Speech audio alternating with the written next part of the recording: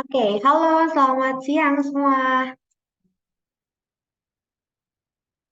Oke, aku harap suaraku sudah terdengar dengan jelas ya untuk teman-teman yang sudah join. Sebelumnya aku mau ngucapin thank you banget nih untuk teman-teman yang udah join di acara obrolan HR siang ini. Mungkin untuk teman-teman juga boleh nih di-remind ke teman-teman lain gitu untuk di-invite untuk join di acara kita karena hari ini kita akan mengupas lebih dalam untuk obrolan yang udah sempat kita obrolin kemarin di LinkedIn Live. Mungkin ada yang udah nonton teman-teman. Nah, mungkin teman-teman boleh nih remind untuk teman-temannya join di acara obrolan HR by Gaji Gesa. Oke, yuk boleh ya teman-teman di-invite dulu untuk teman-temannya. Aku tunggu sampai jam 2 lewat 5 ya. Silakan teman-teman boleh di-remind teman-temannya.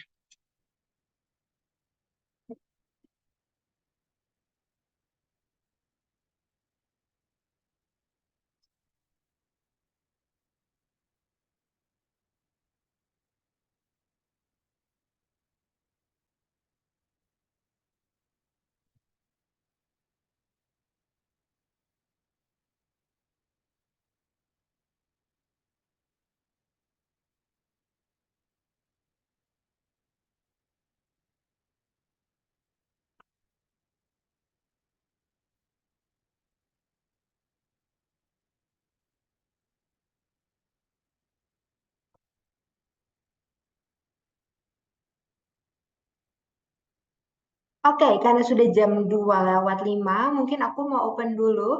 Halo, selamat siang menjelang sore ya teman-teman HR semua. Selamat bergabung di event obrolan HR yang diselenggarakan oleh Gaji Gesa. Mungkin sebelum kita memulai event hari ini, izinkan saya untuk memperkenalkan diri dulu ya. Halo semua, perkenalkan saya Vera Dwi Taniari Joana, biasa dipanggil Joan. Saat ini saya bekerja sebagai seorang people acquisition di Lion Parcel. Untuk acara hari ini, saya akan bertindak sebagai host pada obrolan HR. Oke, salam kenal ya semuanya. Kalau mungkin teman-teman ada yang mau untuk connect sama LinkedIn aku, boleh nanti dicek aja di LinkedIn, namanya Vera Dwi Taniari juga. Oke, teman-teman gimana nih kondisinya? Sudah sehat semua ya mungkin ya? Aku berharap teman-teman ini sehat karena cuaca di luar juga lagi nggak begitu bagus. Aku pun sedikit batuk-batuk, cuma mudah-mudahan aku di sini bisa sehat untuk membantu acara ini sampai selesai ya semuanya. Oke, kalau gitu. Oke, tadi aku udah spill sedikit terkait obrolan HR yang diselenggarakan oleh Gaji Gesa. Mungkin di sini ada teman-teman yang belum tahu kali ya mengenai apa itu Gaji Gesa. So, aku mau menjelaskan sedikit secara singkat aja terkait apa itu Gaji Gesa.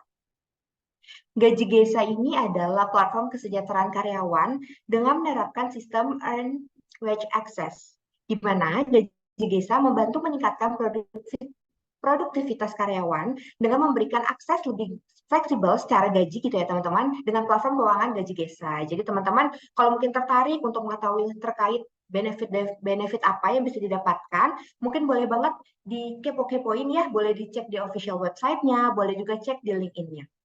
Semoga tadi informasi sedikit yang aku sampaikan bisa bermanfaat untuk teman-teman semua ya. Oke, pada Selasa lalu kita sudah ngobrol-ngobrol dengan narasumber hari ini. Tentunya masih lawan narasumber kita ada Pak Nanang untuk membahas mengenai benarkah mendapatkan dan mempertahankan SDM terampil kian sulit. Nah, teman-teman di sini mungkin ada yang ikut sesi LinkedIn Live kemarin, mungkin boleh di kolom chat kayak aku kemarin ikut gitu. Nggak apa-apa, boleh banget kita ramaikan aja acara ini. Oke? Oke, sebenarnya bedanya apa sih antara materi yang disampaikan di LinkedIn Live kemarin dengan obrolan HR kita hari ini? Sebenarnya untuk di event obrolan HR ini, kita akan membahas secara lebih dalam mengenai bagaimana cara yang tepat untuk membangun sumber daya dengan pendekatan yang tepat agar memberikan hasil yang pasti. Seperti itu, teman-teman. Oke, adanya sumber daya manusia itu biasanya kita sebutnya simple SDM ya. Adanya SDM yang tepat dan profesionalitas dapat membantu dan membawa kemajuan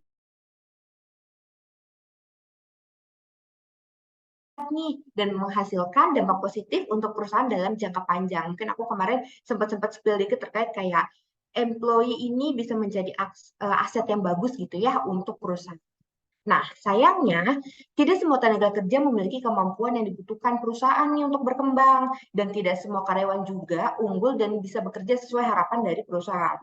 Oleh sebab itu, penting untuk menggunakan pendekatan yang sangat efektif agar memberikan hasil yang maksimal. Tentunya dengan karyawan yang baik, Karyawan yang terampil akan memberikan akses yang baik juga untuk perusahaan biar lebih berkembang.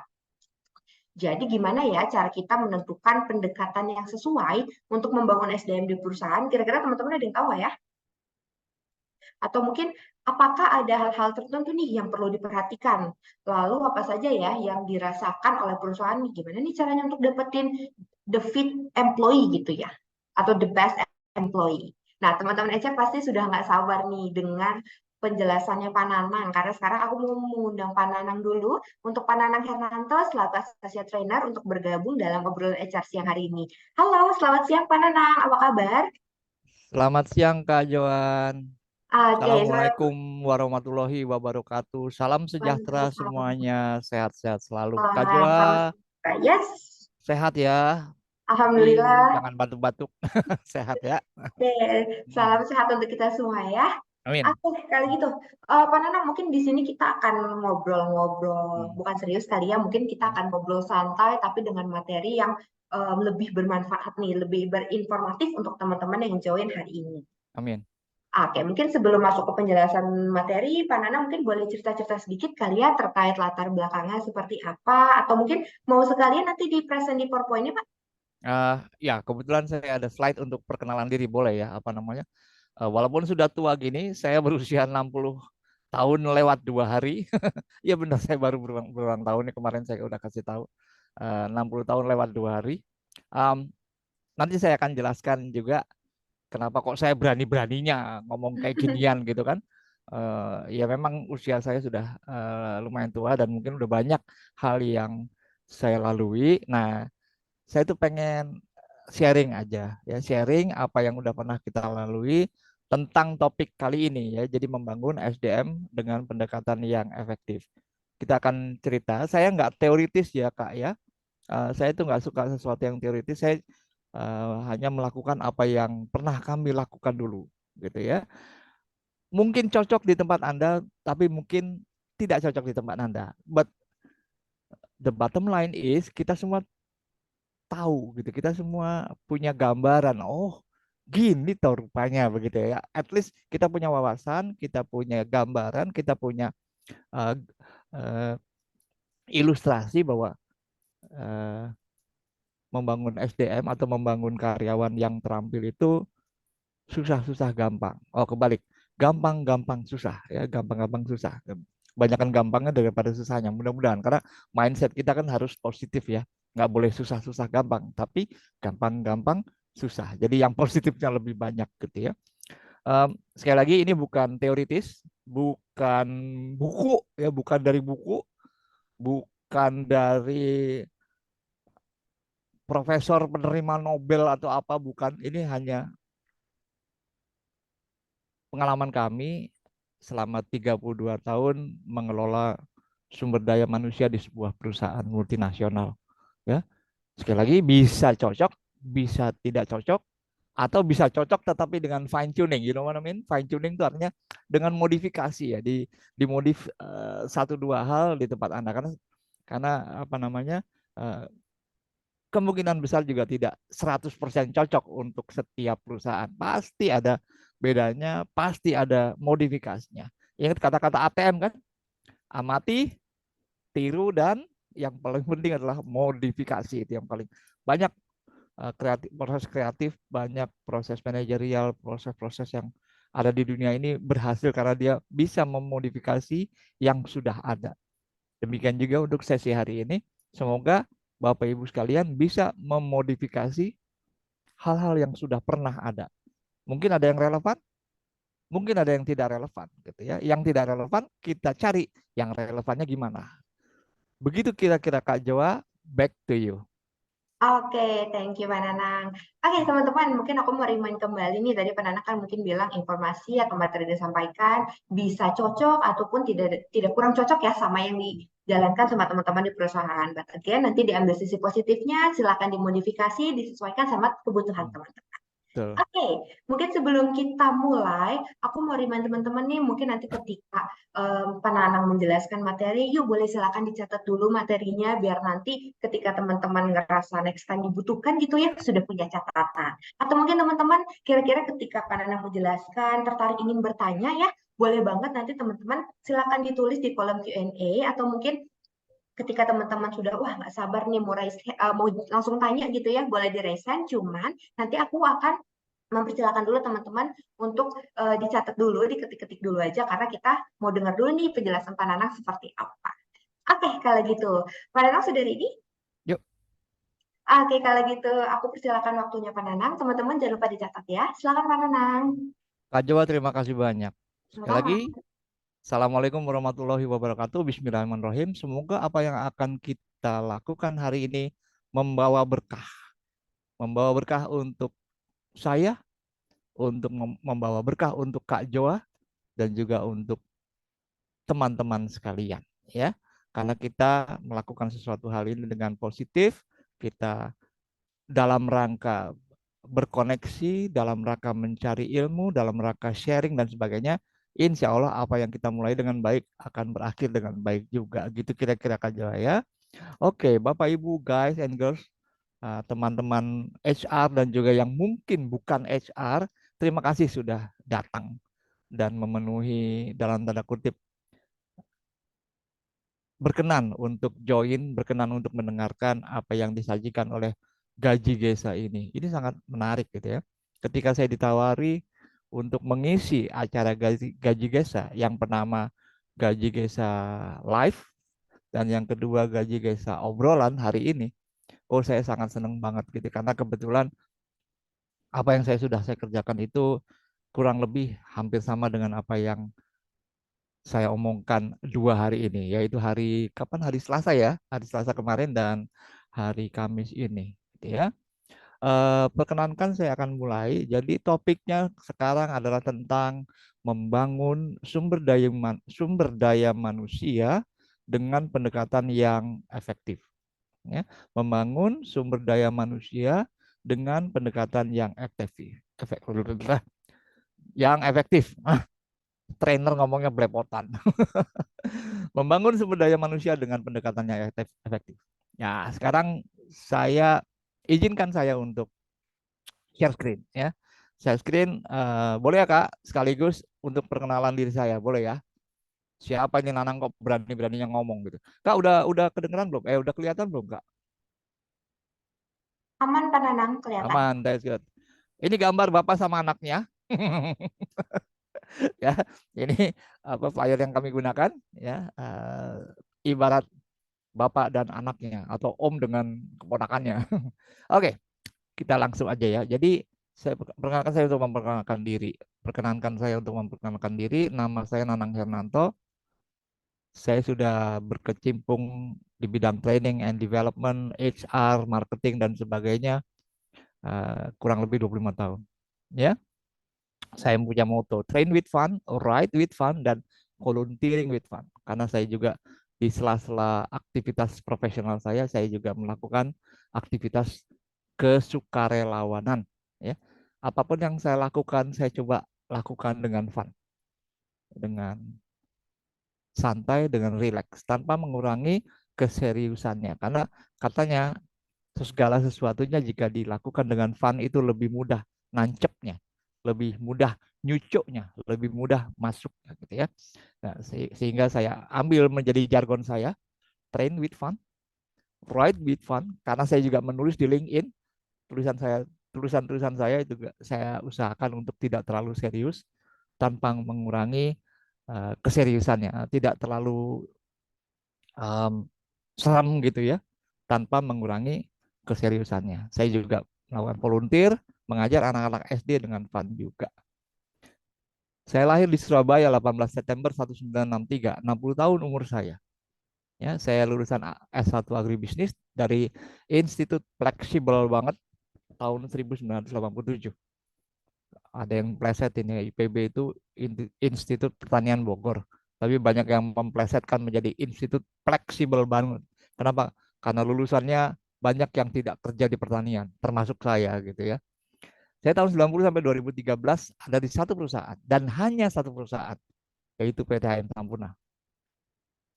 Perusahaan multinasional dan awal saya masuk sebagai manajemen trainee, masuk di marketing, di brand management.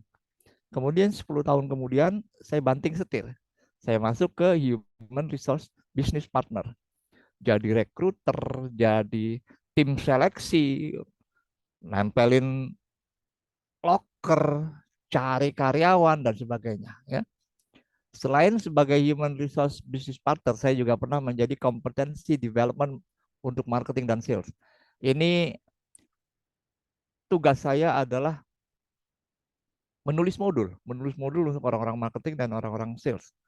Dan yang terakhir, saya pensiun dari sana. Jabatan saya adalah mengelola training untuk anak-anak marketing. Jadi anak-anak fresh graduate, anak-anak baru, anak-anak yang baru lulus atau anak-anak yang mau dipromosi itu biasanya disekolahin dulu gitu ya, disekolahin dulu ke tempat saya di marketing training ya. Saya jabatan terakhirnya adalah pengelola marketing training di PTM Sampurna. Nah, tahun 2013 saya pensiun dari sana dan sampai sekarang saya menjadi freelance associate trainer. Dan untuk menyeimbangkan hidup saya tahun 2014 sampai sekarang ya, itu saya mengajukan diri sebagai sukarelawan. Sukarelawan program kelas inspirasi. Saya mengajar anak SD selama 1 hari, bergembira dengan mereka agar mereka punya cita-cita yang baik gitu ya. Mereka bisa belajar dengan semangat, mereka optimis dalam mengarungi kehidupan ini gitu ya. Dan cita-cita itu bukan hanya dokter, cita-cita itu bisa macam-macam ya. Bisa jadi YouTuber, bisa jadi tukang ojek apapun. Tetapi kalaupun Anda kalaupun anak-anak bercita-cita jadi tukang ojek, jangan jadi tukang ojek, tapi jadi juragannya ojek. Ya istilahnya gitu, juragannya ojek atau mungkin teknisinya ojek atau mungkin engineeringnya ojek. Jadi itu yang kami suntikan kepada anak-anak. Jangan mau jadi apa namanya hal yang begitu-begitu aja. Berbuatlah lebih gitu ya, sesuai dengan minat masing-masing. Untuk itu mereka harus belajar. Ya senang sekali saya apa ngobrol dengan anak-anak ini ya di pelosok-pelosok desa ya. Kemarin saya baru dari desa Pujon, kecamatan Pujon di Kabupaten Malang ya, di atas gunung. Menarik sekali karena mereka sebagian besar anak-anak peternak susu, peternak sapi yang akan diambil susunya ya. Hawanya dingin, anaknya pinter-pinter, lucu-lucu gitu ya. Menarik ya. Now, ya ini adalah klien-klien yang pernah saya masukin gitu ya, bukan masukin, yang saya pernah memberikan training di sana gitu ya. Ada tentu saja PTM Sampurna, alma mater saya. Pernah di Home Grade, pernah Softex juga pernah memberikan training di Gudang Garam, di Maybank, Pupuk Indonesia, Bayersdorf, Royal Corinda, Spill, Java, Bismillah, Aqua dan sebagainya. Ini yang besar-besar aja. Yang kecil-kecil ada lagi yang lain. Tapi saya taruh yang besar-besar. Ya untuk personal branding saya bahwa klien-klien saya gede-gede loh. Klien-klien saya gede-gede. Ya itulah ya, saya namanya juga jualan ya. Jadi klien saya itu dari rokok sampai kosmetik, dari minuman sampai makanan ikan. FMC itu makanan ikan gitu ya. Dari bulu mata, Royal Corinda itu bulu mata, sampai perusahaan logistik ya apa kontainer-kontainer itu ya, dari bulu mata sampai kontainer semua memanggil alhamdulillah ada rezekinya memanggil saya untuk menjadi trainer di sana gitu ya. Kemudian, nah ini dia yang saya ceritakan tadi tahun 2014 sampai sekarang ya. Saya mengajar di program kelas inspirasi. Ini untuk balancing antar profesional dengan sumbangsi saya untuk negeri yang saya cintai ini. Gitu ya. Lihat tuh opa sama cucu-cucunya lucu ya. Lucuan mana opanya apa cucunya ya saya juga nggak tahu. Tapi saya senang sekali melakukannya gitu ya. Mereka manggil saya Aki, opa lah apalah, bapak segala macamnya. Tapi ya senang aja bermain-main dengan mereka, just main-main ya. Kita bermain dengan mereka, memberikan kegembiraan pada mereka agar mereka senang dan giat belajar ya. Training-training yang saya ampu itu ya kurang lebih ini ya, communication, recruitment dan sebagainya. Saya nggak akan baca satu-satu, Anda bisa baca sendiri di sana. Saya menghandle banyak topik ya, banyak topik tentang personality, marketing, training development, leadership dan sebagainya, communication dan sebagainya. Kalau perusahaan ada butuh trainer, boleh loh, saya dipanggil. Promosi lagi. Ya itulah. Oke guys, ini dia. Saya ada di LinkedIn kalau mau berhubungan dengan saya. Saya punya, alhamdulillah saya punya 99.000 follower per Agustus 2023. Alhamdulillah. Ya. Now, muncul lagi membangun SDM dengan pendekatan yang aktif. Kita masuk ya Kak Jo ya. Sekarang masuk materinya ya. Oke. Disclaimer dulu. Guys and girls, Bapak Ibu, teman-teman semua yang saya hormati, slide presentasi dan juga presentasi saya ini akan menggunakan bahasa-bahasa campur.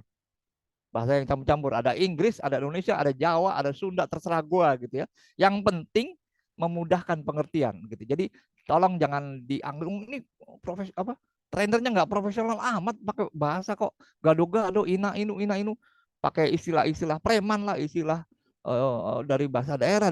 No, itu saya biasa melakukan karena apa? Tujuan saya cuma satu, supaya audiens saya ngerti. Udah itu aja. Saya kadang-kadang menggunakan bahasa yang campur-campur supaya audiens saya mengerti gitu ya. Ini disclaimer. Jadi jangan dianggap saya tidak cinta Indonesia. Kok pakai bahasa Inggris? Kok pakai bahasa Indonesia? Kok pakai bahasa daerah? No, saya cinta Indonesia ya. Saya sangat cinta Indonesia dan saya berusaha untuk berbuat banyak untuk negeri ini itu aja ya. Jadi disclaimer, tolong jangan keganggu dengan bahasa yang gado-gado. Nah, ini kata Kak Jawa kemarin, masih ingat Kak Jawa kemarin. Jadi ini yang dibilang Kak Jawa kemarin. Pada penutup sesi yang kemarin, saya sebutkan bahwa mempertahankan SDM yang terampil itu kuncinya mengelola apa yang berada di bawah kendali kita, yaitu meredam faktor push. Faktor push itu apa aja? Ya, supaya karyawan kita itu tidak lari kemana-mana, supaya karyawan kita itu tidak loncat ke negeri tetangga, kita harus lihat dulu budaya perusahaan kita itu harus baik gitu ya. Yang kedua, suasana kerja juga tidak kondusif. Itu harus kita benahi dulu. Dan pembicaraan kita hari ini adalah berkaitan dengan merasa tidak dihargai. Banyak karyawan, banyak SDM terampil itu keluar karena merasa tidak dihargai. Salah satu hal yang membuat dia tidak dihargai adalah dia tidak dikembangkan, dia tidak dibangun, dia tidak didevelop. Ya, itu sebabnya topik kita siang ini adalah bagaimana membangun sumber daya manusia yang baik, gitu ya. Itu dia topiknya adalah bagaimana membangun sumber daya dengan pendekatan yang efektif. Kenapa? Karena itu tadi supaya dia stay, supaya dia merasa dihargai, supaya dia bisa mempunyai produktivitas yang tinggi gitu ya, dan nyaman bekerja di tempat kita gitu ya. So, bagaimana cara menghargai mereka? Membangun SDM yang baik dengan pendekatan yang efektif. Guys and girls, Bapak Ibu yang saya hormati, ternyata itu tidak ada standar pendekatan yang baku yang efektif bekerja di setiap perusahaan. Nggak bisa dicontek plek ketiplek, menurut pendapat saya begitu. Ya, tidak bisa dicontek plek ketiplek. Wah, perusahaan si A tuh pakai begini, kita contek perusahaan B itu kita contek, nggak bisa. Harus ATM, amati, tiru dan apa yang yang ketiga modifikasi. ATM harus dimodifikasi sesuai dengan kebutuhan kita. Jadi sekali lagi, apakah ada pendekatan yang efektif? No, ya. Membangun dengan pendekatan yang efektif itu berbeda-beda antara satu perusahaan dengan perusahaan yang lain. Ya, jadi pendekatannya itu beda-beda. Nah, this is ini gado-gado, maaf. Tadi Inggris sekarang Inggris ya. This is only one type of approach. Ini salah satu approach saja.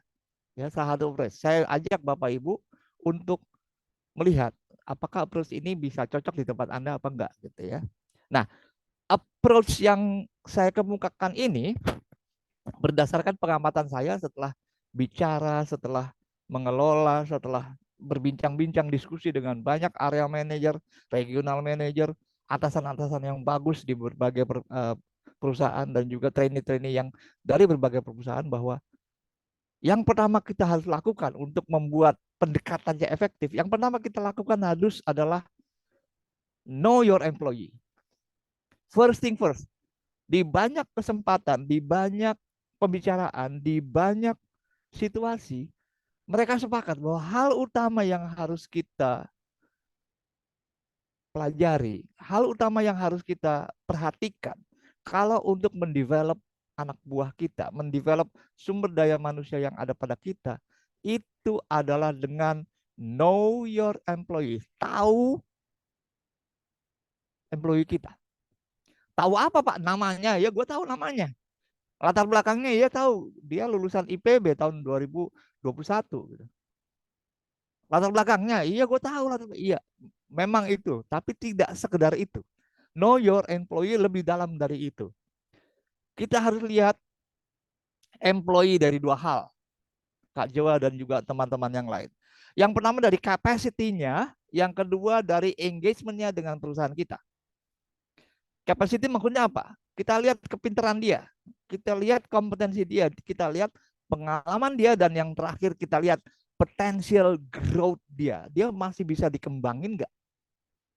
Saya percaya semua orang masih bisa dikembangkan. Cuma ada yang bisa dikembangkan cepat, ada yang dikembangkannya lama. Kemarin masih ingat contoh yang saya kemukakan, seseorang belajar nyanyi. Masih ingat nggak Kak Jawa ya? Belajar nyanyi kan? Iya kan? Ada orang yang 1 menit tek, langsung bisa bernyanyi dengan sangat baik, pitch-nya baik dan sebagainya. Seperti orang-orang apa di Indonesian Idol itu ya, itu kan orang-orang yang punya bakat musik yang bagus. Tapi di lain pihak ada orang yang 9 tahun nggak bisa nyanyi gitu. Tapi bisa nyanyi, cuma perlu waktu lama. 1 tahun, 2 tahun baru bisa nyanyi nggak fales. Itu pun cuma 1 lagu gitu. Kasarannya gitu, ekstrimnya gitu. Tapi di sisi yang lain ada orang yang cepat nangkepnya. Inilah yang disebut sebagai potential growth. Dalam hal ini adalah menyanyi. Ada juga orang yang bisa terampil cepat untuk jenis pekerjaan tertentu. That's what I mean potential growth. Masih bisa di-develop nggak? Masih bisa diarahkan nggak? Masih bisa diasah nggak orang ini? Potential growth. Jadi yang pertama adalah kapasitasnya. Kompetensinya, ya kepintarannya lah kalau bahasa ini ya. Kepintarannya, pengalaman, dan juga ke potential growth-nya. Kemungkinan untuk berkembangnya masih terbuka luas atau enggak. Itu di satu sisi. Di sisi yang lain ada juga employee, kita harus lihat engagement-nya. Maksudnya engagement adalah gini. Ada ada karyawan yang nggak deket sama perusahaannya. Ada karyawan yang, hai udahlah, gue datang jam 9, pulang jam 5, udah gitu aja, bye. Udah nggak pakai apa-apa. Nah, kalau engagement-nya close, itu mereka say something positive about the company. Ya, kalau engagementnya erat, engagementnya apa namanya dekat, itu they say something positive about the company. Kalau yang kedua adalah stay, tentu saja kalau dia say something positif, dia akan stay. Dia akan tetap bekerja di perusahaan tersebut. Itu kalau engagementnya erat. Dan yang ketiga, strive. Strive itu adalah berjuang, ya istilahnya berjuang mati-matian untuk eh, keunggulan perusahaan ini. Strive itu artinya rela, kasarnya gini Kak, rela mati untuk perusahaan tersebut gitu istilahnya, kasarnya gitu. Karena ini adalah darah dagingku, ini adalah apa hidup matiku di perusahaan ini. Ada loh yang begitu. Jadi emang dia benar-benar engage. Artinya dia say something positif, dia bangga bekerja di situ, dia akan stay di sana, dan juga dia strive, dia membela mati-matian dalam tanda kutip perusahaan tersebut. Ada itu orang yang istilahnya jiwa ragaku untuk sampurna, misalnya begitu kalau pakai alumni saya, jiwa ragaku untuk sampurna. Ada yang begitu, sumpah ada. Jiwa ragaku untuk PLN, jiwa raga, ada dia begitu. Sumpah, ada. Nah, kita gabungin nih antara kemampuan dan engagement, kita gabungin. Engagement artinya apa ya, kedekatan ya, keeratan, seberapa erat dia dengan company. Kita gabungin keduanya. Ada orang-orang, pelan-pelan, ada orang-orang yang pinter dan engage. Wah itu enak banget tuh.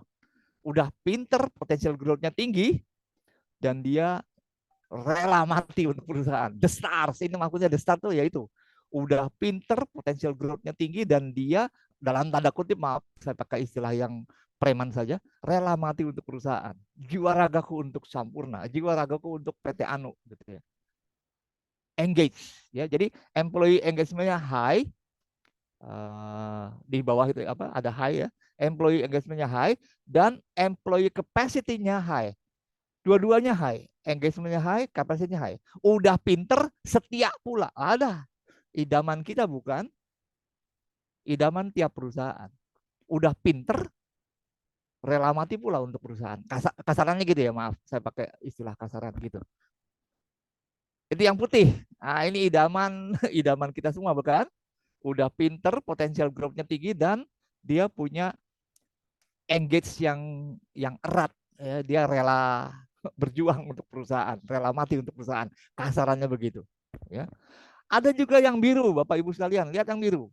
Ya sebut saja saya. Ini istilahnya saya karang-karang sendiri. The pragmatic. Pragmatik ini orang yang pinter, tapi ya nggak gitu-gitu deket amat sama perusahaan. Ngerti maksud saya? Dia orang yang pinter, jago, pengalaman. Potensial growth-nya juga tinggi, masih muda kadang-kadang. Tapi ya kalau dibilang setia ya ntar dulu, gimana uangnya lah, gimana duitnya ya nggak. Uh, Go to hell with kesetiaan. Yang penting gue profesional, benar begitu? Ada itu banyak begitu. Mungkin Anda begitu, nggak tahu juga gitu ya. Tapi ya begitu, ada yang pragmatis. Pokoknya hitung-hitungannya aja lah, yang jelas-jelas aja. Tapi kalau untuk mati untuk perusahaan, ntar dulu lah, nggak mau lah gue. Gitu. Ada yang kedekatannya low, ya istilahnya yang bukan nggak rela mati ya, tetapi ya biasa-biasa aja kedekatannya ya. Datang jam 9 pulang jam 5 gitu ya. Kalau diajak lembur nggak mau gitu ya. Tapi dia pinter, celakanya dia pinter, celakanya dia berpengalaman gitu. Itu namanya sebut saja the pragmatis. Ada yang begitu. Jadi dia punya uh, hebat, dia pinter, dia jago, dia terampil, dia berpengalaman, tapi kedekatan dengan perusahaannya sedikit. Low, maaf. Bahkan di banyak kesempatan nih, I tell you secret. Kadang-kadang dia berkata negatif untuk perusahaannya. Ya enggak? Orang pinter, tapi celakanya dia berkata negatif terhadap perusahaannya. Jadi employee engagement-nya bukan hanya low, tapi negatif. Sayang sekali, tapi ya begitulah keadaannya gitu ya. The pragmatis ini. Jadi dia pinter, jago, wani piro. Kamu tahu istilah itu nggak? Wani piro gitu kan? Maksudnya selama gue digaji dengan bagus, gue akan kerjakan dengan sebaik-baiknya. That's pragmatis.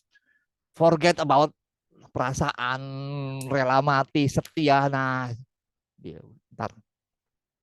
That's pragmatis. Sebaliknya yang hijau, Kak Joa. Yang hijau ini kira-kira gimana Kak Joa? Ya, yang hijau ini kebalikannya. Oon, maaf, Oon, tapi cinta banget sama perusahaan. Ngerti maksud saya? Bukan on ya, mungkin on kata-kata yang agak kasar, maaf. Tidak seberapa, belum, belum seberapa terampil, belum seberapa experience, belum seberapa kompeten, tapi dia rasa memiliki perusahaannya tinggi banget. Employee engagementnya terhadap perusahaan tuh dia rela mati untuk perusahaan, dia rela lembur, dia rela apapun. Kalau perlu nginep di kantor, nginep di kantor. Tapi sayangnya kompetensinya belum sampai sana. Gitu. Ya anggap saja ini the fans atau the die hard fans gitu ya. Ya fans itu kan kadang-kadang kan nggak punya pikiran ya. Yang penting gua wah cinta mati sama Queen, cinta mati sama Luri Idol. Jadi tapi dia sementara dia maaf tidak punya kemampuan untuk nyanyi, tapi dia sangat cinta dengan perusahaan tersebut. Gitu. Ada itu perusahaan kayak gini ada banget. Sangat setia. Dia belum mau pulang kalau bosnya belum pulang. Dengan kerelaan. Dia suka rela. Dia nggak mau pulang kalau bosnya belum pulang. Begitu setianya dengan perusahaan gitu ya. Tapi maaf, kalau disuruh salah-salah mulu. Ngerti ya maksud saya? Iya, disuruh begini salah lagi, salah lagi. Gue udah bilang lu beli bubur ayam 5, ketoprak 1. Ini kebalik, bubur ayam 1, ketoprak 5. Dan itu berkali-kali gitu terjadi gitu. Gue udah bilang apa namanya cabenya 1 aja, ini kenapa cabenya 5 dan seterusnya. Kesalahan yang sama kadang-kadang berulang lagi gitu ya. Kepintarannya nggak seberapa, belum belum bagus ketimpurannya, kepintarannya belum bagus, tapi kesetiaannya luar biasa gitu. Ada defense yang seperti itu. Gimana cara ngembanginnya? Nah, nanti kita lihat. Dan terakhir yang merah. Udah on, maaf, udah on, belagu pula gitu ya. Ada nggak di tempat bapak-bapak? Ada. Ada nggak di tempat ibu-ibu? Ada. Atau mungkin jangan-jangan bapak-bapak ibu-ibu yang ini. Enggak mungkin ya. Enggak mungkin. Anda enggak mungkin yang di sini ya. Mudah-mudahan Anda tidak di merah gitu ya. Ya orang yang dia tidak engage, tidak setia, tapi kemampuannya pun terbatas gitu ya. Aduh, ya. Salah siapa? Salahku apa gitu ya. Kenapa kok dapat orang ini? Tapi celakanya sebagai seorang manajer, sebagai seorang HR, kita nggak bisa menghindari bahwa ada salah satu, salah dua, salah tiga karyawan kita yang mungkin ada di alerts ini. Orang-orang yang perlu penanganan khusus. Udah maaf, udah tidak berkompeten, potensial growth-nya juga rendah, kapasitasnya juga rendah, tapi belagu, nggak ada engagement, males, disuruh lembur nggak mau, datang jam 10, pulang jam 2, nggak ada apa ya, ya nggak ada bagus-bagusnya gitu ya. Tapi celakanya ini ada gitu ya. Oke, bagaimana cara mendevelop ini semua? Kalau yang pertama sih gampang ya, the start. Bagaimana mendevelop the start? Freedom to act. Ya udah jago, setia pula. Udah freedom to act. Delegasikan tugas-tugas mereka. Mereka akan senang. Gue diberikan kepercayaan untuk menghandle ini. Freedom to act. Ya, freedom apa? Kebebasan untuk beraksi, kebebasan untuk menerapkan inovasinya, kebebasan untuk melakukan aktivitas-aktivitasnya, melakukan inisiatif pengembangan dan sebagainya. Berikan mereka freedom to act. Mereka pasti akan senang ya. Karena apa? Mereka udah berpotensi, kapasitasnya bagus, kompetensinya bagus, berpengalaman, setia pula, engagementnya erat pula, engagementnya tinggi pula. Ya udah, lepaskan dia, freedom to act. Give challenging task, kasih tas-tas yang jangan yang rutin, kasih project yang baru gitu ya, yang menantang. Oh, mereka suka banget ya. Mereka suka banget gitu ya. Mereka suka banget. Nah, kira-kira The Star ini bisa turun nggak ininya? Bisa turun nggak derajatnya? Maksudnya bisa ke pragmatis atau bisa uh, ke fan? Coba ya. The Star ini bisa turun ke pragmatis atau ke fans nggak kira-kira? Jadi The Star yang awalnya jadi The Star, dia tiba-tiba entah kenapa kok pindah ke pragmatis atau pindah ke The Fans. Mungkin nggak? Mungkin saja. Mungkin saja. Oke, kita sudah berikan freedom to act. Kita sudah give challenging tasks. Tapi posisinya itu-itu aja. Ngerti maksud saya? Supervisor terus. Dikasih kebebasan, ya dikasih kebebasan. Dikasih task yang challenging, ya dikasih tasknya. Tapi jabatannya supervisor forever gitu. Ngerti maksud saya? Jadi ada satu yang harus kita pikirkan bahwa mereka juga please prepare for next position. Karena kalau enggak dia akan berubah menjadi pragmatis. Gue gini-gini aja. Gue udah setia, rela mati, tapi kok cuma gini-gini aja. Ya itu mampus lah kita. The Star bisa turun ke the pragmatis atau ke bahkan defense gitu ya. Ya karena dia kemampuannya cuma itu aja tapi nggak mau berkembang gitu. Ada juga yang begitu. Ya. The Star. Ya, jadi ini adalah idaman kita. Hati-hati dengan The Star karena kalau kita tidak mengembangkan dia juga akan pindah atau bahkan pindah gitu ya. Dia cari next positionnya ya di tempat lain gitu ya, tempat apa namanya ingin jabatan yang lebih tinggi tapi di tempat lain gitu ya. Freedom to act atau give challenging task dan ini yang kadang-kadang lupa, prepare for next position. Kasihlah kesempatan untuk mengemban jabatan yang lebih tinggi. Ya ini susah, ini kan tergantung organisasinya ya. Ini susah, tapi ya itu pilihan. That's the start. Sekarang bagaimana yang biru? Pragmatis. Orang-orang yang pinter, orang-orang yang berpengalaman, orang-orang yang kompeten, orang-orang yang punya potensi untuk berkembang sebetulnya, tapi dia tidak erat dengan perusahaan. Dia tidak engage dengan perusahaan. Ada nih yang begini. Banyak saya rasa. Ya dia ya sekedar datang ya dari jam 9 sampai jam 5 gitu. Pinter dia, kapasitasnya juga tinggi, kemampuannya juga, kemampuan berkembangnya juga bagus, dan sebetulnya dia punya kemampuan untuk belajar juga tinggi. Tapi sayangnya entah kenapa dia kok ke hubungan dengan perusahaannya tuh atau engagement dengan perusahaan tuh nggak nggak erat gitu ya. Nah ini salah satu cara untuk mendevelop mereka, untuk mengembangkan mereka adalah yang pertama, give specific dan challenging KPI. Anda tahu KPI? Key Performance Indicator. Kasih tugas-tugas yang spesifik tapi challenging. Ya karena dia kan pinter, ya nggak? Dia kan kapasitasnya bagus, kompetensinya bagus, pengalamannya bagus. Ya udah kita kasih tugas yang bagus, yang tinggi, maaf, yang sulit gitu.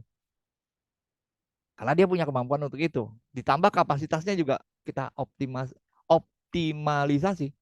Ya karena kapasitasnya bagus loh. Nah, tinggal PR kita adalah bagaimana meningkatkan engagementnya. Dia mau mencurahkan segenap kapasitasnya, mencurahkan segenap pemikirannya, energinya untuk perusahaan ini dengan baik. Talk personally. Sebetulnya kenapa sih? Nah, ini susahnya seorang manajer di sini nih. Talk personally ya. Ya mungkin Kak Jawa yang dari psikologi ini ya, apa mengerti lah maksud saya ya. Bagaimana kita membuat orang yang dalam tanda kutip tidak setia atau apa namanya kurang engage, kurang mendukung itu bisa menjadi mendukung kita. Memang ini perlu pendekatan yang personal ya. Kenapa sih lu ada apa? Lu ada masalah apa dan seterusnya dan seterusnya. Apakah mungkin pragmatis ke start? Mungkin, sangat mungkin. Diperlukan leadership seorang manajer yang baik. Bagaimana dalam tanda kutip mengasuh ya, mengasuh atau mensupervisi orang-orang yang pragmatis ini. Mereka pinter kok. Mereka pinter, mereka jago gitu ya. Ya kita tinggal talk personally agar mereka punya ikatan yang erat dengan perusahaan sehingga energi mereka bisa full gitu. Ini yang paling sulit talk personally ini ya. Kalau spesifik challenging KPI saya rasa nggak masalah karena mereka punya potensi. Kapasitasnya juga dioptimize itu juga nggak masalah. Yang perlu pendekatan dari manajernya adalah talk personally kepada mereka. Ya. You have to talk personally. Saya nggak bisa ngajarin bagaimana cara mendekati mereka ya, tetapi aku yakin ini sama kayak mendekati anak nakal. Mendekati anak nakal tapi pinter. Kan biasanya anak nakal itu kan pinter-pinter kan, ya nggak? Iya, anak nakal itu kadang-kadang pinter-pinter. Jadi mereka nakal itu pasti ada sebabnya. Mereka nakal itu pasti ada sebabnya. Mungkin ada hal yang tidak tersalurkan mungkin. Nah, pinter-pinternya kita untuk memberi penyaluran pada mereka. Insya Allah kalau diberi penyaluran dan unek-uneknya tersalurkan, keluhannya bisa tersampaikan, insya Allah the pragmatis akan pindah menjadi the star. Ya memang tidak semudah saya ngomong. Sumpah, nggak semudah saya ngomong. Tapi kita nggak punya pilihan lain selain memindahkan pragmatis ini ke the star. Sebelum pindah ke star ya kita harus optimize kapasitinya aja. Mumpung dia karyawan kita kan, dia pinter, ya udah kita gunakan sebaik-baiknya kapasitas mereka. Kasih spesifik KPI dan challenging KPI demi untuk perusahaan kita. Iya kan? Mereka kan karyawan kita. Gitu. That's Pramakti. Nah, sekarang bagaimana kita menghandle yang the fans, yang nggak begitu pinter, ya, tidak begitu pinter, tapi cintanya setengah mati dengan perusahaan, deket banget dengan perusahaan, setia banget, nggak mau pulang sebelum bosnya pulang, kasaran begitu. Ah, kembali, ini clear and detailed instruction. Kenapa? Ya karena kadang-kadang mereka perlu diulang-ulang. Ini apa? Instruksinya, clear and detailed instruction. Ya karena kan apa? Kapasitasnya juga kan belum belum besar ya. Jadi kita harus clear clear and detailed instruction. Kemudian ya iya, improve kompetensi lah. Kita kita ajarin mereka lah. Yang belum bisa kita ajari mereka. Mereka adalah aset yang sangat berharga, the fans ini. Sangat apa namanya? Setia, sangat rela mati untuk perusahaan. Ya kita improve lah kepintarannya ya. Walaupun berdarah-darah, kadang-kadang emang lama gitu ya. Tapi ya itulah tugas kita sebagai manajer gitu ya. Dan yang terakhir, Bapak Ibu, guys and girls, ini yang menarik, yang terakhir ini. Involvement on society. Jadiin dia wakil perusahaan untuk program CSR di masyarakat lingkungan sekitar. Oh, dia demen banget pasti. Pasti dia benar mewakili perusahaan untuk melakukan CSR, bersih-bersih desa, atau penyediaan air minum untuk desa, atau mungkin vaksinasi untuk anak-anak di desa dan sebagainya. Oh, dia paling senang. Dia paling depan dan dia akan bekerja dengan sepenuh hati demi mendukung perusahaannya gitu. Iya. Mungkin apa tugasnya nggak begitu banyak, maaf, tidak begitu banyak no brainer gitu ya. Bukan no brainer ya, apa? Ya tidak begitu banyak pemikiran ya, tetapi dia pasti akan kami persilakan Pak Nanang untuk mewakili perusahaan memberikan sambutan. Oh, seneng banget dia pasti. Si Nanang pasti seneng banget gitu ya, karena mewakili perusahaan ya, karena memang itu kebanggaan dia gitu. Dia sangat bangga dengan perusahaan dan dia bisa membawa nama baik perusahaan ke lingkungan sekitar. Biasanya orang-orang ini sangat aktif di lingkungan sosialnya dan kita manfaatkan lah itu. Bener gitu ya. Fans. Ini saya mau ke kuadran berikutnya nih. Ya. Yang pertama star ya udah ya, star udah, kemudian pragmatis sudah, kemudian defense sudah. Yang berikutnya apa? Hah, kita bicarain nggak nih yang berikutnya nih? Kita ngomongin nggak nih? Yang merah ini, apa namanya? Udah maaf, udah on kapasitasnya nggak banyak. Ini memberatkan banget ini ya. Udah gitu negatif lah, kagak setia. Datang jam 10, jam 11 istirahat, baru pulang kantor, baru datang kembali ke kantor jam 2, jam 2:30 siap-siap pulang. Ya, bagaimana dengan Elliot ini? Dia tidak punya kapasitas, sedikit kapasitasnya, belum banyak kapasitasnya, kompetensinya kurang, kepintarannya kurang, tapi juga tidak punya kedekatan hubungan dengan perusahaan.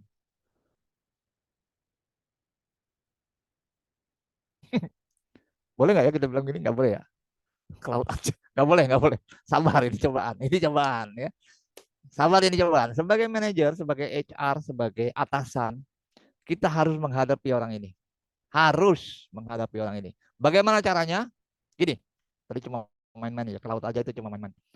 Ini, karena ini kan di bawah tanggung jawab kita kan. Di bawah tanggung jawab kita. Yang pertama adalah straight order, close supervision. Ya udahlah, kita tempel ketat.